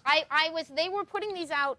I can't remember if they'd all been published, but like junior high to Amy was at the shop like with her allowance, like could only afford to get one of these volumes a month or every 2 months or whatever the pace was. And it was just like, so for me, it was like waiting to get the next chunk of this story to, find out how they were going to negotiate all this stuff. And I do want to show off some more pieces Yes, of art. please, because the art is beautiful and extremely intense. There's this one shot with a motorcycle that I loved the contrast. Oh God, I remember that issue. Yeah. And she draws this. and writes it every week Unbelievable. on top of her Unbelievable. other weekly book. So here's them going to the beach, right? So you get it's a big, and one thing I love about this is it's one of your first times that like Godai does something kind of selfish but kind of great. Like he finds out that the little boy, that Mrs. Ichinose's son, has to write, like he's all bummed out. It's summer vacation and he's all bummed out, and he has to, because he finds out it's because he has to write a school report on where he went over the summer. And what I love actually, and I've never read, is I haven't read a very detailed sort of class analysis, but there's a lot in this of like, Yes. everybody's doing the best they can and almost nobody really has money. No, you do not live in an apartment complex like this if you have any money. As somebody who lived in an apartment complex like this in Japan, Lord, my rent was cheap. So you get a very interesting thing, like where one of the things Yusuke is like, I'll never have a car. Like, why would I spend money on something that frivolous? You know, I can bike to school just fine. And the flashy rival to him has a car, Of course. owns his own car. Ooh. It's anyway, he finds out that the neighbor's son is really bummed out because he has to write a report on where he went for summer vacation. Obviously, they're not going anywhere. Yeah. He's going to end up having to do some embarrassing, like, call attention to yourself alternate assignment because he can't draw a map about where he went on summer vacation. So Godai basically goes to his mom and is like, I'll take him to the beach. Yeah. And then because it's a romantic comedy, they all end up going with the romantic rival and the little girl, the 12-year-old who has a crush on him, and Kyoko, of course, which is the main exciting factor for him and his rival there. So the scene where we arrive has like the shot of her looking all happy, and this beautiful establishing shot, and you can see a mix of caricature. They're suggesting all of the tiny figures. She is, while she's also got this sort of beautiful detailed work on this like ridiculously detailed motorcycle in the front that just grounds you there, so that as soon as you're back to these more caricatured but very expressive, simplified things. Also the dog came because the kids snuck him in. And the dog has a crush on the guy? Afraid of the dog. The dog doesn't like the rival. No, the dog loves the rival. Oh, that's right. The dog likes the rival. The dog doesn't. So everything's against this one guy who likes this one girl. Well, Whose names I'll never remember. You will get them, I promise. Yeah. You're very sweet. Thank you. So it's just one of these, like, it's delightful. Go die. Go die. Go die. Yeah. Go die. Go die. Sounds really hot. like this is actually when he starts, because he and Kentaro start to actually have a relationship, and like Kentaro warms to the little kid warms to him quite a bit as the series goes on. Which you don't realize, but is kind of a spoiler for the eventual evolution of him as a character. Yeah. There's a lot. I mean, like it's the thing is when the series finally ends, it does end beautifully. Yeah. And I'm a big fan of the way it ends. It's really spectacular.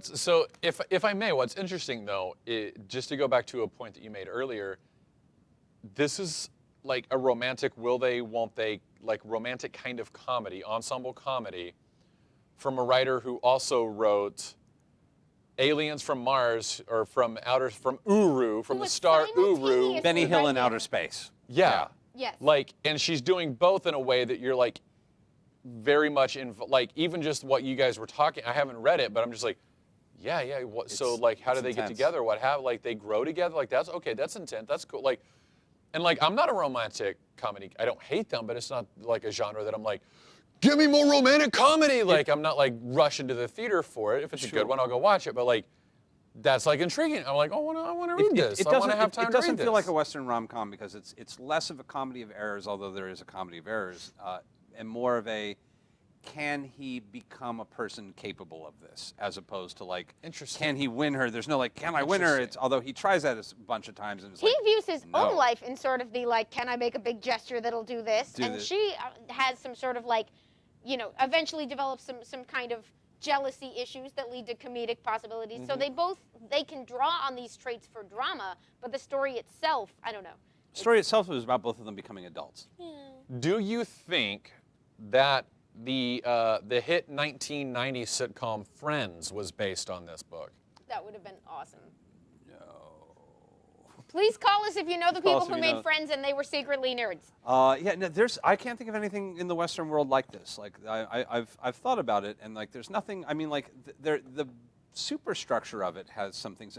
Part of it is that people don't live like this, and because of the way that these. You mean in the U.S.? Yeah, in the United States, people don't live the way they do in Maisons, where there's one bathroom for every, like the apartment complex has a bathroom, and a phone, and where you are. I mean, there are places in America that are forced like that, but they're not really places where you live. Those are like more like, because like when I went to New York, it was like I stayed in a hostel, and there was like just like 2 showers on the whole floor, like 2 bathrooms. Except like, people hadn't been living there for decades. Yeah, that's what. So like there are places like that, but like not where people live. Yeah, no, this is a very. I mean, like I'll say as somebody who lived like this for a while, it's a very unique situation. I mean, what did my landlord? Bless my landlord. She was very funny, and occasionally she'd be like, "Be careful. There are chunks of this building that are older than the country you come from. Be gentle." I'm like, yep. Yep, cool. All right. I mean, I would say it does have commonalities to sort of like 2 very good ensemble comedies. Yeah. And it's based around like Community or classic. I mean, some of the sort of 60s and 70s classic sitcoms. It differs from those in that those weren't usually allowed to like grow for 7 years and end and change over time. Like they didn't. This one has this sort of this thing that we like now in the golden age of TV, we live in this like we expect the characters to grow up over the course of the seasons and for things to change and for people to evolve. So this has sort of the best of the older generations of comedies in terms of like, and the wacky neighbor who reliably does that thing that you love, and it has the sort of more modern serialized virtues of like, and if you stick with this for long enough, it will pay off. Yeah. If that makes sense. Yes. But you know, it shares some traits with like anything that's based around small communities like that. And there have been parts of American life where people do live in ways like that, but they probably didn't get reflected in mass media so not much. the way that not the way that this was, and it also was turned into an animated series. They Not made an surprising. animated series about this that was very popular, that ran for quite a long time. Included using I'm trying to remember the Alone Again, actually the song that's who recorded that. I'm trying to remember. It had some very weird musical usages in that show that were interesting and strange. Neat. A lot of fun. You can actually watch it animated, which is quite nice. They did animate it. They animated it well. There was also they did a final movie for like the big wrap up, and of course there's the live action movie, which is hilarious in its weirdness. It's very old. If you look it up, you'll look at it and be like, wow, it somehow even looks older than it is. In the middle of all this, so she's publishing Urusei Yatsura and Maison Ikkoku. She decides to start maybe working on some horror. And I'm not going to delve too deep into this just because I don't have a good example of it in front of me, but this is when she starts doing a series of the mermaid stories. I've heard of these, but never Dark read Mermaid. them. They are a lot of cannibalism. Fun. They are dark and creepy, and it turns out that she's really good at horror. She starts writing in the midst of all of this, when we're gearing towards 1987, where she stops Urusei Yatsura and Maison Ikkoku. She starts also writing a series of shorts that eventually become the Rumic collection, or the Rumic World collection, which include The connection there's Rumiko and Rumic. with an R. It's a little tricky. These things actually, she uses a couple letters in the Japanese alphabet that can be a little tricky because they're R and L are interchangeable in Japanese, more or less. They have It's a complicated. sound whose two closest equivalents in English are R and L, and that Yeah. leads to the like. So it's the sound in her name, Rumiko, is Rumiko. that like it's a specific consonant in Japanese. It's just that like It's the same. we say they don't have R and L in their language, but they could say we don't have that sound in our language. We have But two other ends it's of it. as if you sort Yeah. of fly your tongue up at the top of your mouth. It's in between an R and an L by our standards. Which is why it's Ranma, Ram, and Rumiko all will start with the same consonant sound. So Ram, and yeah, it can be a lot. It can be very complicated. By the way, like my silence and like I love it. Like I'm just like I'm like there's lots of there's lots of understanding and process. Well, we're getting through. How are we doing? Is this making sense? Liz, are we making sense? All right. Oh no, we've lost everyone. Well, should we look at the? Although Fatty Melt says mermaid scar. So Mermaid some Scar, people are with yeah, us. Mermaid Scars is and she starts doing a bunch of one shots. Thank you, Chief. Thank you, Chief. That are in the midst of all this, and some of it, and she starts playing around with a lot of different genres. She makes a few horror manga, including the Mermaid Scar, Mermaid Forest series. Those have been published, I believe, by Viz and are somewhat findable. A lot of this, you found a lot of your stuff by going to the library like a smart person. did. Which is awesome. Thank you. Because some of my things are in storage and I don't know where they went. So this is a combo of the ones I could find and things available at the So- Burbank Library. Thank you, Burbank Library. Question from Dark Half Elf 284. Question: Is My Bride is a Mermaid the same as Mermaid Scar? That might be one of the. Is that a Takahashi? If it's Did you just look at me and ask a question like that? If it's from the Takahashi Mermaid series, then it would be because she published a series of mermaid stories through the Mermaid Saga, which ran for, I think there's 3 books in the Mermaid Saga, I want to say, that she just randomly published between 84 and 94, along with something I was telling you about, the 1 Pound Gospel, Yeah. which was the story of a nun and her attraction to a boxer with an eating disorder, more or less. Which is Like the when best, you were the talking best about- description I've ever heard of it. When you were telling me about it, I was just like, Abelard and Heloise. Like, not really, Probably but like, not, because it's the only time she's ever like touched on anything even vaguely religious beyond using sort of Shintoism as a backdrop for finding interesting ways of looking at Japanese culture. yeah. And then she also did several of the Takahashi Present books with like Laughing Target, which gave me fucking nightmares as a kid. I warn you, if you find this book, it's very dark, it's very heavy. There's a lot of not so subtly suggested like sexual assault, including. I haven't read this one. I will give you a quick basic. It's a girl who makes a deal with these hungry ghosts that they save her from some unfortunate shit that goes down when she's a child, and she just feeds them everybody that she thinks probably shouldn't be alive anymore. Oh! And so she's just got a bunch of Kind of like Death Note, or No, it's kind of like if you can imagine someone survived the Langoliers from Stephen King and then brought them home as pets, and now she's like finding her high school boyfriend, and it's been ages. It's really. What is this one called? It's called The Laughing Target, and I think I even put one reasonable image in there. Reasonable. I love it. Of like one of the like 7 pages that as a kid made me go, oh no. I don't know. Yep, there we go. Of her getting ready to start tearing a bunch of boys into pieces and then feeding them to ghosts. Look at the way that page is composed. Isn't it Yeah. fucking? Look at the way his leg Beautiful. leads you down to the next panel and then leads you down to the bottom one, and the angles on all 3 panels form this sort of crescent moon shape that just guides your eye around the page. And it's. I mean, like, as long as you're okay with definitely not so subtly suggested, like a series of unfortunate sexual assaults that don't thankfully go to get scandalous because it's Yeah. Takahashi, and are okay with a lot of like really intense violence and creepy and very scary ghosts. So I had a maybe an epiphany, and maybe you could like correct me if I'm incorrect, but she is starting to sound a little bit like Gail Simone to me, insofar that Gail Simone loved writing Deadpool, and she was great at it. Like it was super funny. I loved her run on Deadpool.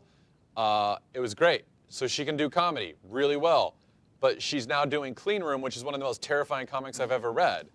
And she's doing, like, she did both beautifully, so. Takahashi doesn't have a genre. She just sort of gets a whim, is the vibe I get. I'm actually, and then in the middle of this, she also wrote Fire Tripper, which I is don't a know that one one-shot. either. If you can find it, it's about a girl who has the ability to transport through time when she's on fire, when she comes in contact with flame, and goes back to feudal Japan and falls in love with a boy, but she can only see him.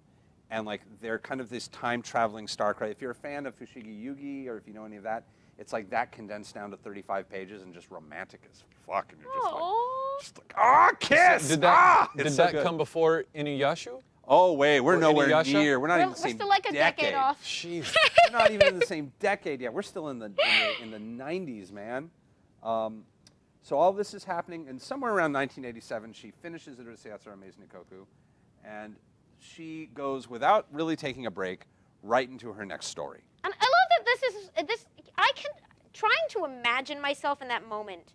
I feel like I would be terrified to wrap up 2 very successful works. You know, to be like, you know, what if I don't have a next act? I don't know. Like, I don't know what it's like to be her, or if she ever worried, or if she just knew. She just apparently keeps, because she doesn't stop. I found an interview somewhere where they're like, "Do you stop?" And I think she was like, I took a year off after like Inuyasha, and I went to Mexico. That was nice. Saw some temples, and then I came back. I was like, That was Right at it. first, she Okay. took a vacation once. She's like, yeah. I mean, like, you can keep up this pace for as long as you can, but she's 60 and still doing it. Still doing it. So what did she do in 1987? In 1987, she decided that she she thought it would be fun to start playing with a strong male protagonist. Because some of her boys in Urusei Yatsura were all useless, like they were just a mess, and Maison was more of an ensemble piece, and it was like, okay, I'm gonna have a real boy character, and then she went, I'll split the difference. This is gonna make it already makes sense. It already read makes this sense one, if you right? read this. So Are we finally to Why something that I not read? both? we are welcome to Ranma Nibun no Ichi. 2 in 1. Ranma 1.5. Or yeah, Ranma 2 and 1. Ranma, do you want to start this one? I talk a lot. You can, or I can start this one. I want to hear you read this, right? Although Yeah, I'm I read going to the make whole you do Inuyasha What's this too. about? It's about a guy named what's the last name? Ranma Satome. Saotome. So it's about Ranma Saotome, who is the son of a guy, Genma. who owns a school, a martial arts school. What's for indiscriminate grappling? Yeah, it's been Anything goes martial arts. anything goes martial arts Yeah. or the School of Indiscriminate Gravity. And yeah, we fight, we win. However, Yeah. Oh, is that that's how that means? Okay. the joke is it's the whatever works School. Okay. School of Martial Arts. And he, while training with his father In China. in China, In a fantasy version of China, this will come up a lot over the course of this book.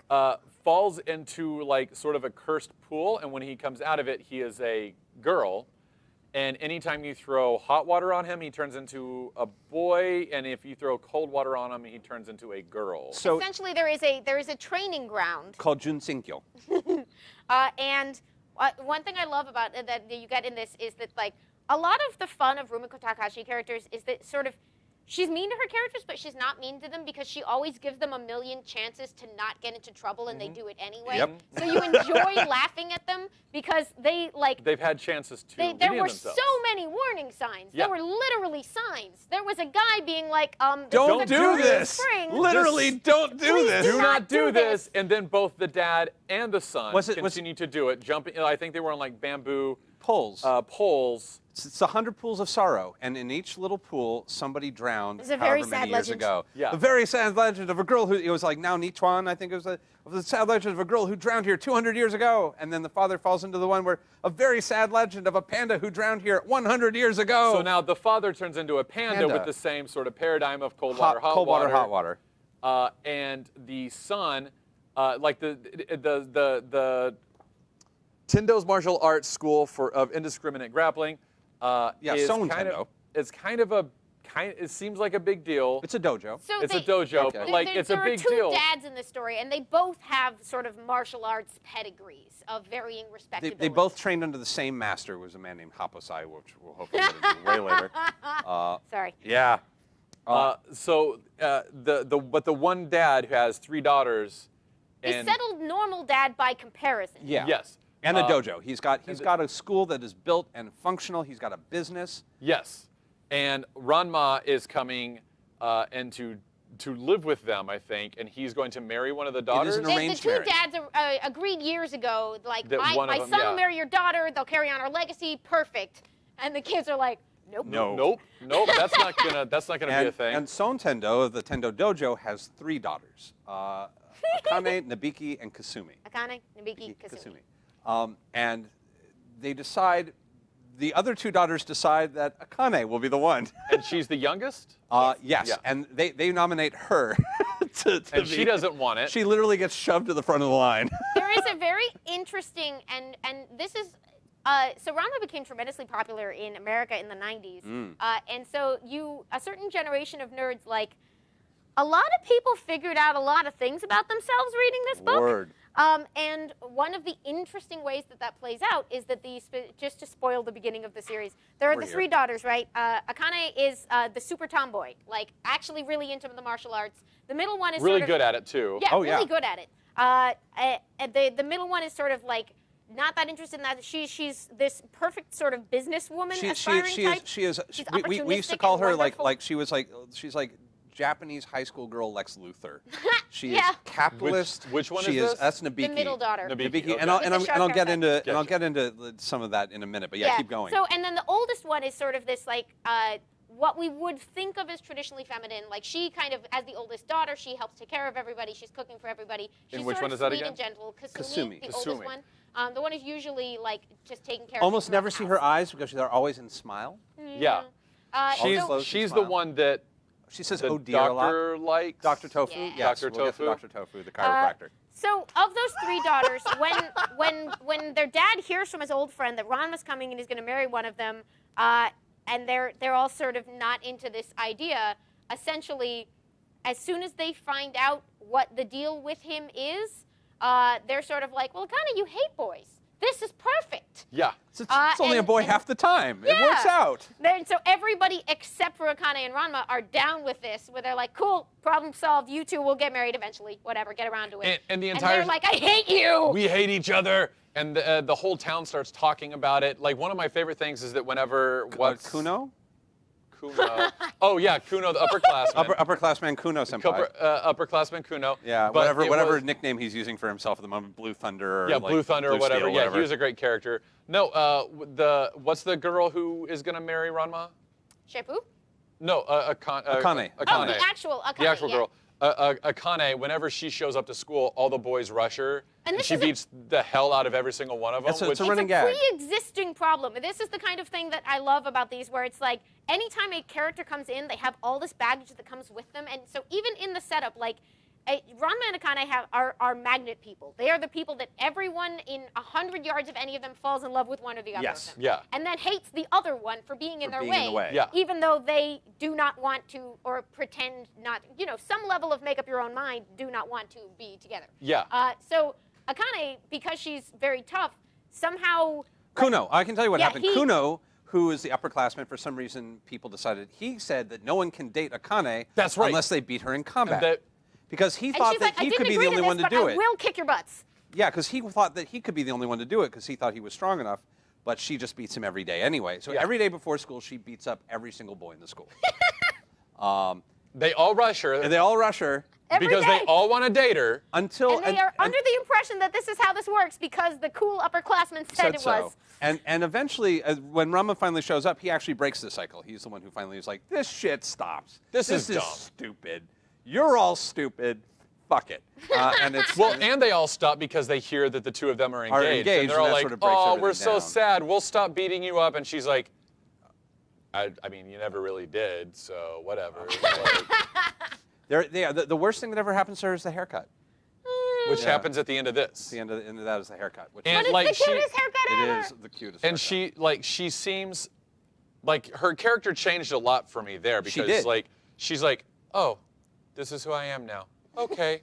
Well, And like she kind of like it seems like she's in shock and it like immediately sort of like deflates her, but like not in a bad way, kind of in a it just knocks her down like a peg. It's the first time we see her be kind of vulnerable in that yeah, way. because she's been very combative and aggressive in her I dislike you. Well, We're she had- fighting and like the same way Ranma was to her, but like she softened and that allowed Ranma to kind of soften. It's an interesting thing that happens to that character where she has a lot of issues with her own femininity and that she's constantly fighting. And the one kind of visible aspect of her femininity that she allows is this really long hair that she's grown. And when it gets cut off, she kind of has, and it takes a little while for the shock to wear off, but kind of the like, I can just be me and that's pretty feminine and I don't have to be trying to be my older sister and I can just kind of do this. She worships the older sister. And, yeah. and kind of the moment where that's kind of like the moment where she's like, oh, I don't really have to try and be Kasumi anymore because that, especially with Dr. Tofu and that whole thing. That was the thing that like got to me was like she grew her hair out because she she was thought he would told like when it. she was young, because there's a flashback where she's like, oh, Dr. Tofu likes longer hair. I'm going to grow my hair out. Because Dr. Tofu likes her Because Dr. sister. Tofu We'll likes get to my Dr. sister. Tofu in a second. His name is really Dr. Tofu. Yeah. So, but there's a part in this book where I was like, oh, I really like this. It's towards the end, and like Ranma and what's her name again? Akane. Akane have the entire book for 300 pages been fighting. Like page 297, at least here, he says to her as a boy, I forgot to mention your hair does look good like that, and like she's been struggling with it but accepting it, and her eyes go wide, and she's like, what? I should They actually. don't know how to handle themselves ever. They don't know how to It's Yeah, handle great. no, they are themselves, awkward yeah. as fuck. So. I'll hold if you want to read. Yeah, if you don't mind, thank you. And then he says, why are you looking at me like that? And she says, do you feel well? He goes, hey, listen, jerk. Just don't worry about it. You don't have to cheer me up. And he thinks to himself, you think that's what I'm doing? And then I'm trying to compliment you, and who says you're cute? No one. I'm not cute. And then he says, I just meant I like your hair better. I mean, that is... And look, he's actually jumped up onto a fence away from, there's this hyperkinetic quality to A lot these of like characters. a Okay, lot of keep a lot going. of martial arts Sorry. hijinks. But the part that I loved is he says, I mean, that is not that my taste makes any difference. And I just like on the very next page, I think if you turn it, she gets the big eyes. She gets the big eyes, and she's. There we are. It's a very sincere.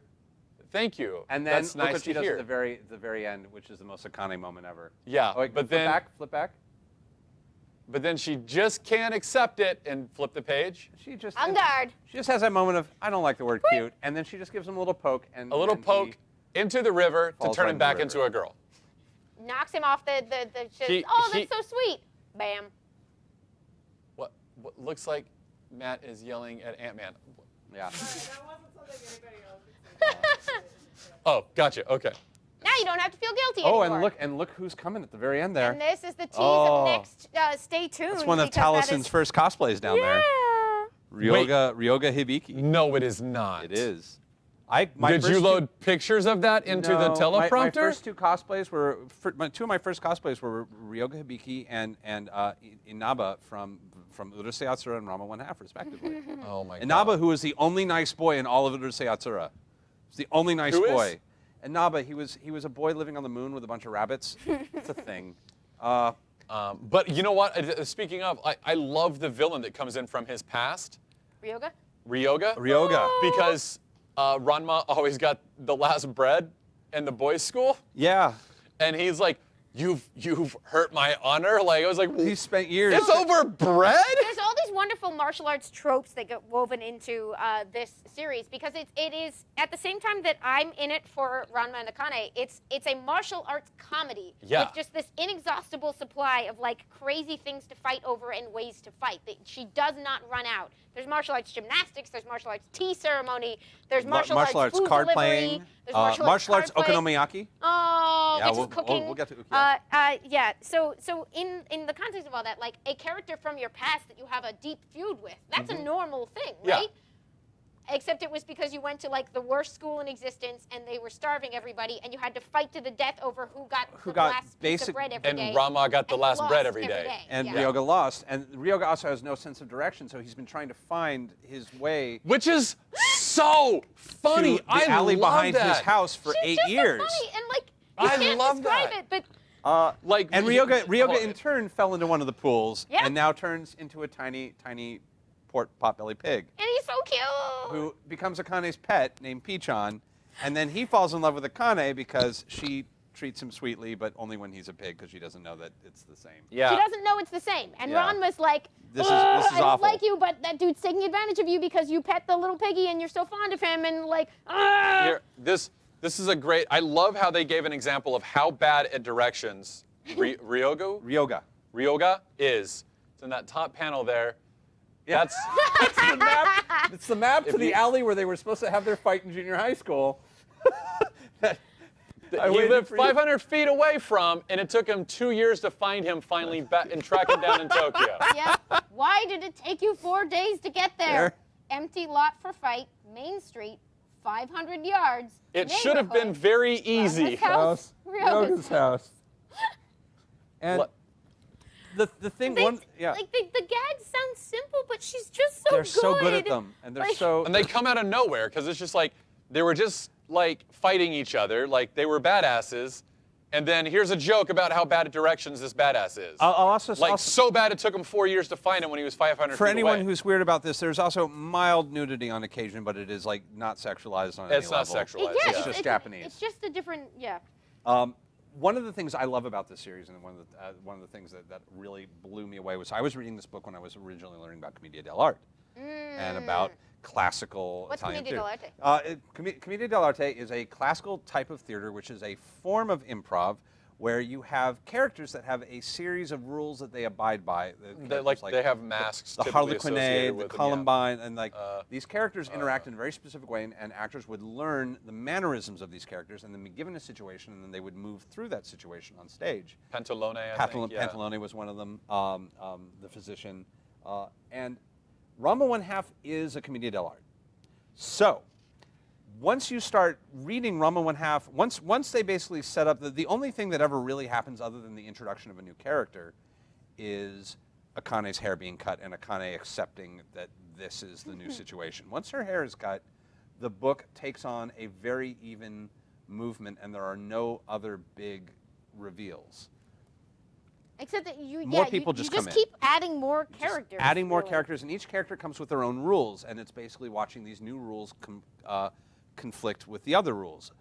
Rules like Ranma can only be hit or punched if he's done something to deserve it. He is undefeated. He's almost undefeatable, and you cannot lay a hand on him if he hasn't said something shitty, done something shitty, made a snide remark, lied. He is when he is at his best, he is untouchable, or she. Also, once he also starts to, there comes a point where he stops being weird about being a girl. Like there is a moment where he's like, he just kind of accepts it. he's like, this is a thing. This is part of me now, and I'm just going to sort of absorb this information. I'm going to stop trying to undo this. My dad's a panda. I'm a girl half the time, and that girl can get a lot done that I can't. And this is very useful. And I'm going to get. I'm not going to be the guy who I'm not every gonna time. fight She's it. Ranma. and Every she's time Ranma. They're every both time I Ranma. turn into a girl, I'm not immediately going to run to a hot bath. Yeah. By the way, if you want some parallels in Western comics, Starhawk Starhawk. is also his wife, Aletta, Watch fair. I It- remember nothing about in the 90s. Yeah. Let's see some Weird. other rules. Kasumi is Ranma untouchable. never marries himself. That's amazing, but I don't think No. they actually go there. Because Kasumi is untouchable. Oh no, yeah, nobody. This isn't the series where partway through someone's going to kidnap and torture the sweet oldest daughter. That's just not gonna Kasumi is happen. actually she gets possessed I by a have demon. a very special set of skills. Kasumi gets possessed by a demon and spends an entire couple issues just being like, oh dear, I'm about to do something evil now, and I'm just going to ruin everything, and just starts, and like the way to like fix it, they think, is to like hit her really hard with this wand but because her rule is no one can hurt Kasumi, no one can do it, and they're like, I can't hit her, it's Kasumi. This is, we don't know how to fix this. Yeah. There's nothing to be done. Nabiki never will have any consequence for her action. Yeah, she's always like. So as soon as Nabiki, the middle daughter, figures out that everyone is in love with Ranma and her sister, she goes into a lucrative sideline Yes. of selling pictures of her sister and Ranma. That's what to that everyone in was. the school, Okay. yeah. Like sexy that pictures. confused me a She little never bit. saw an opportunity that she couldn't turn into Into like, money, and she's just Okay. making money. And like I remember, there was one point that like she got caught doing something terrible, like selling dates to Rama, and she actually cried. And it was like, why would you do something this terrible? She cries, looks at me, because I can. I love Nabiki She's so kind much. of a sociopath, but we love her. Oh I yeah, don't know. she's a loving sociopath. I love that there are rules. That's so I've fun. never thought Oh, about yeah. this, but know he's that. right. Dr. Like, Tofu is completely competent unless he's in the presence of Kasumi. he's a family friend. He's the doctor that they go to for He's all a of their chiropractor. martial arts I did related. notice that. I did injuries. notice that. Yeah, where like he started just like talking nonsense to like Hi! the panda's like, I'm a panda, I can't talk, and He he's holds like, up signs Panda to has communicate. signs. Yeah. It's Yeah. really great. but he keeps talking to him, but that's only when Kasumi's there. Yeah. Which he has a crush on Kasumi, so anytime Kasumi's there, he's an idiot. And also, he's a brilliant chiropractor, but if she's in the room, he will immediately injure you. Yeah, Yeah, he'll just just- mangle you. Yeah. Because comedy competence and comedy incompetence are two of the other, like, people are unrealistically good at things and unrealistically bad at things, and it's wonderful. Yeah, there's also the Chinese conglomerate who comes in, which are the Oh, Chinese yeah. characters like So, Shampoo. so yeah. there's all these names that are, like, based on, in theory, what certain Chinese names and like, syllable clusters sound like to Japanese ears. So it's sort of a little bit like shampoo. Shampoo. Is the name of a person because she's from China. I don't think that holds up, but it's very. Her name funny. is Shampoo. She turns into a cat Yeah. with water, and she has another vendetta against Rama because he defeated her at some point, and she has a fiance. She has not even fiance. There's a boy who's madly in love with her. Who's another martial artist named Moose, who turns into a duck. Yeah.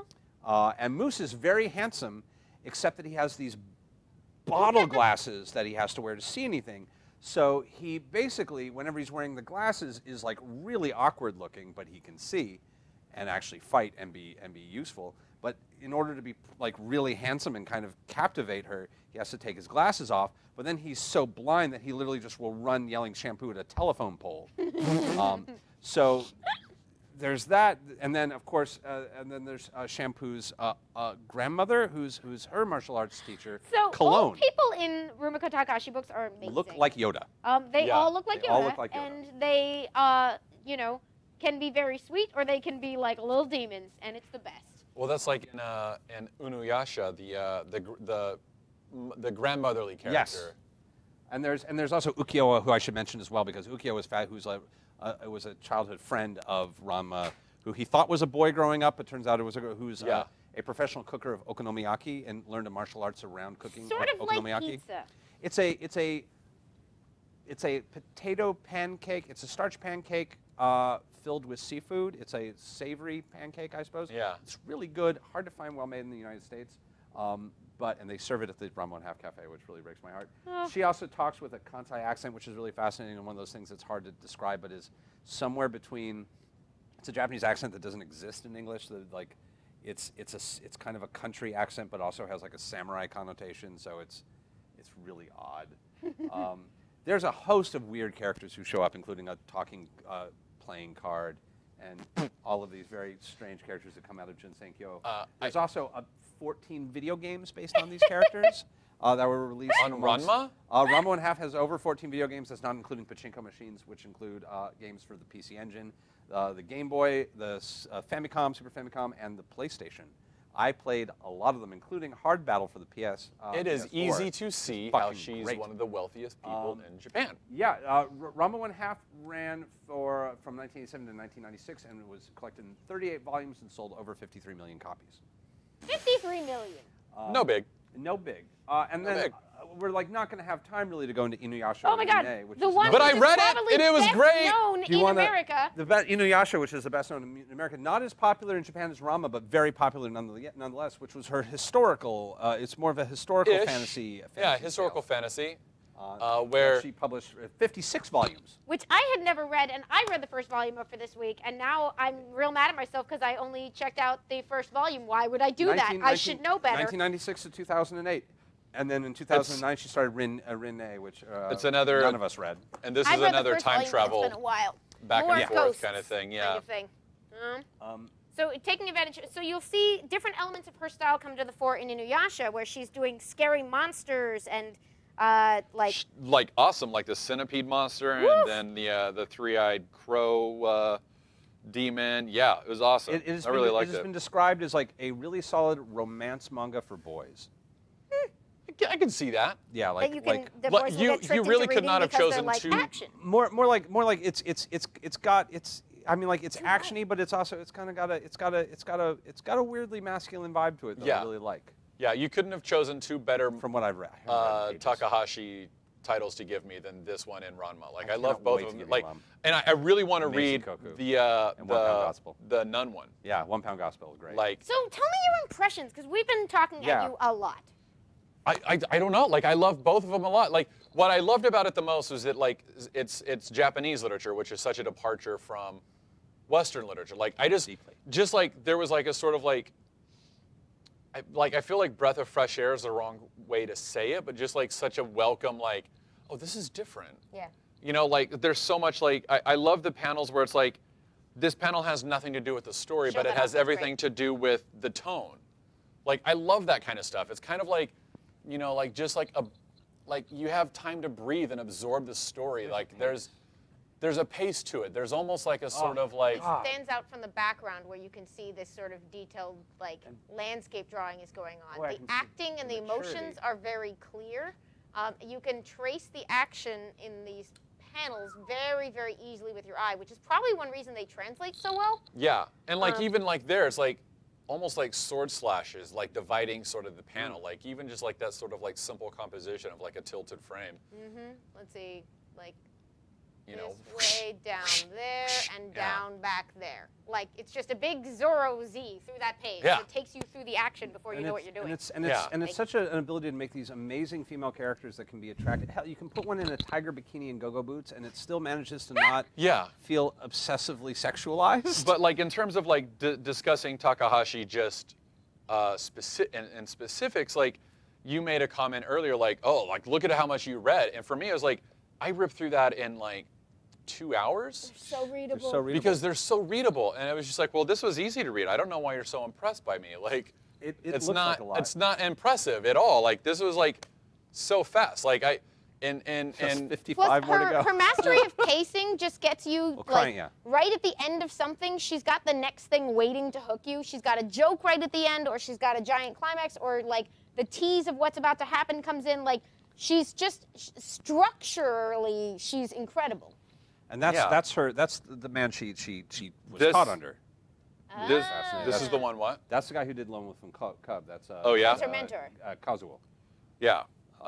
Which was I was like, yeah, this is completely different. So No, that's where that's like literally that was like the foundation. That was the book he was publishing while she was working for him. gotcha. I That she all right, probably we did do some need to do backgrounds on our it. topic we do have to do a topic. It is time. because we need to wrap up our show and we've got 10 minutes left. So topic time. Thank you for watching. We are the Wednesday Club. You can see us on the Geek and Sundry Twitch at 7 p.m. every Wednesday. Also on Alpha, projectalpha.com. This is our Wednesday Club. I'm Matt Key. This is Amy Dallen, Taliesin Jaffe. And our topic comes from Shidar Aki. Ah, Yay! Topic. If you could create a restaurant or themed store for any anime property in LA, which would you choose and what would the signature food be? Whoa. I mean, we would both import the existing Ranma one, so that doesn't count. So no, we have to. I actually would say no Takahashi for this. Okay. So should I just leave? No, pitch us yours. No, pitch pitch us us yours. yours. No, I don't know. We're going. I No, don't. pitch one. But I don't know. I don't know You these. go first. I, Okay. I got two already. So if you You go. Oh, dude, if you guys already have it, go. Well, I was thinking I was going to cheat because I have Nausicaä and the Secret of Blue Water sitting here and go there. But like, I'm actually going to go for something that's not here, even though it would be fun to do an Italian restaurant and do a World's Fair version of Nausicaä and the Secret of Blue Water because that Aw. takes place in Paris during the World's Fair. I'm going to go with a cyberpunk cafe for Bubblegum Crisis and serve desserts and serve signature bubblegum flavored desserts, including the Rocky Like a Hurricane Sundae. Oh my God. And the Hey Mr. Dandy and the Hey Mr. Dandy bar, which will make sense to anybody who watched a lot of Bubblegum Crisis. So yeah, a dystopian future ice cream parlor based off of Bubblegum Crisis. That's mine. Yeah, look at that. Boom. I watched a lot of anime. That's practically cheating. I know, I've just broken you. I didn't even hear anything you just said. Cause like I'm like what manga have I read? What You can do Takahashi. Either the ones you read this week are totally fair game. Okay, Like, for instance, good, if we good. made our own Ranma place, we would need plushies of everybody's anime I know what I would do. version I know all what I over would the do. place. I can't answer specifics. I would make a Maison Ikkoku. Is that how you say it? Mm-hmm. Ikkoku. Maison Ikkoku. I would make that restaurant, and it would be an actual, like, house, and you would go to actual rooms, and every single room would be themed after the characters in the book. And every single room that you go into, you could only order food that would be specific to that character. So it would be I'll like, take the number 5, and you yeah, go to you would go to Godai's room 5. That would just be liquor. Yeah, It's just plum wine everywhere.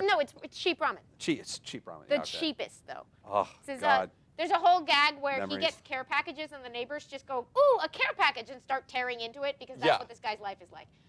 Okay, yeah, so that's what would happen. Yeah. But again, I don't know enough about this to really. I just think that would be really cool, like based on what you've told me about the book.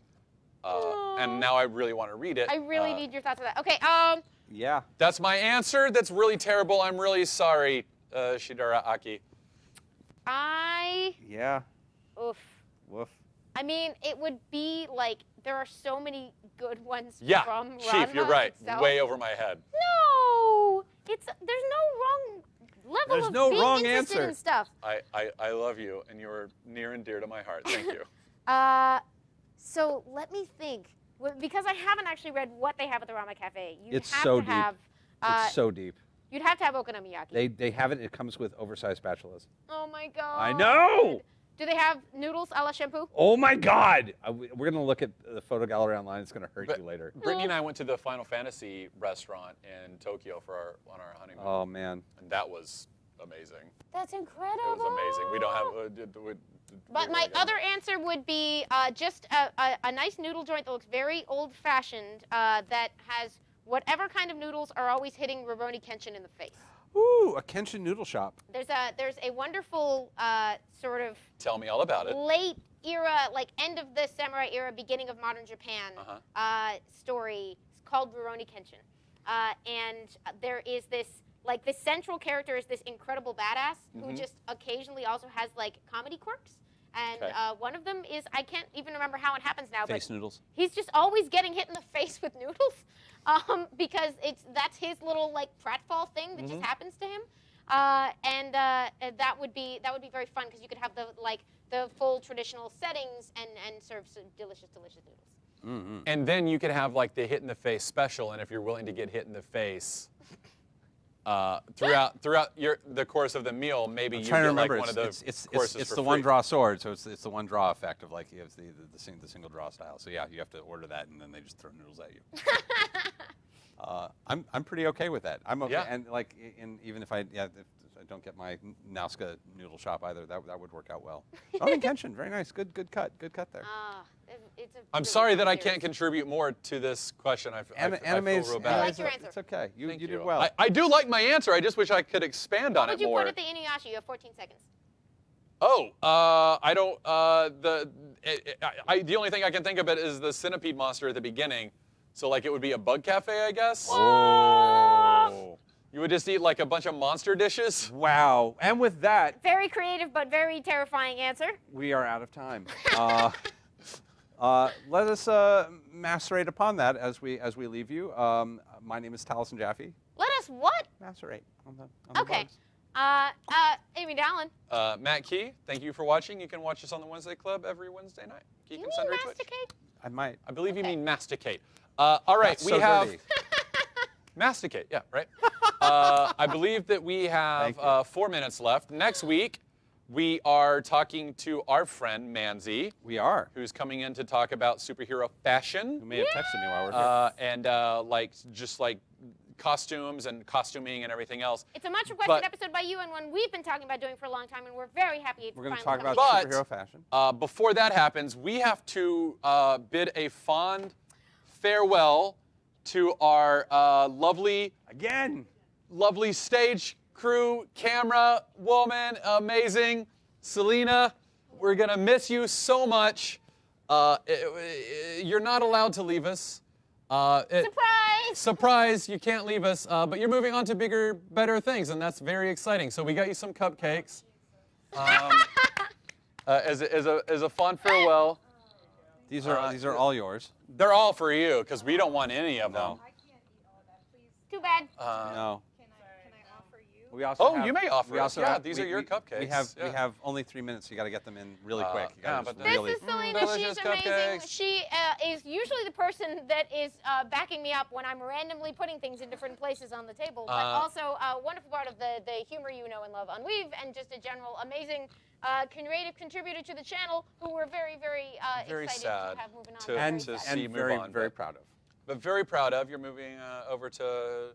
things. No, can't say. To Fair things. enough. Great. Things. Thank you for Thank you. stopping me. Things and stuff. One of my favorite things about Selena is her constant struggles framing my tall giant frame in the camera. Yeah.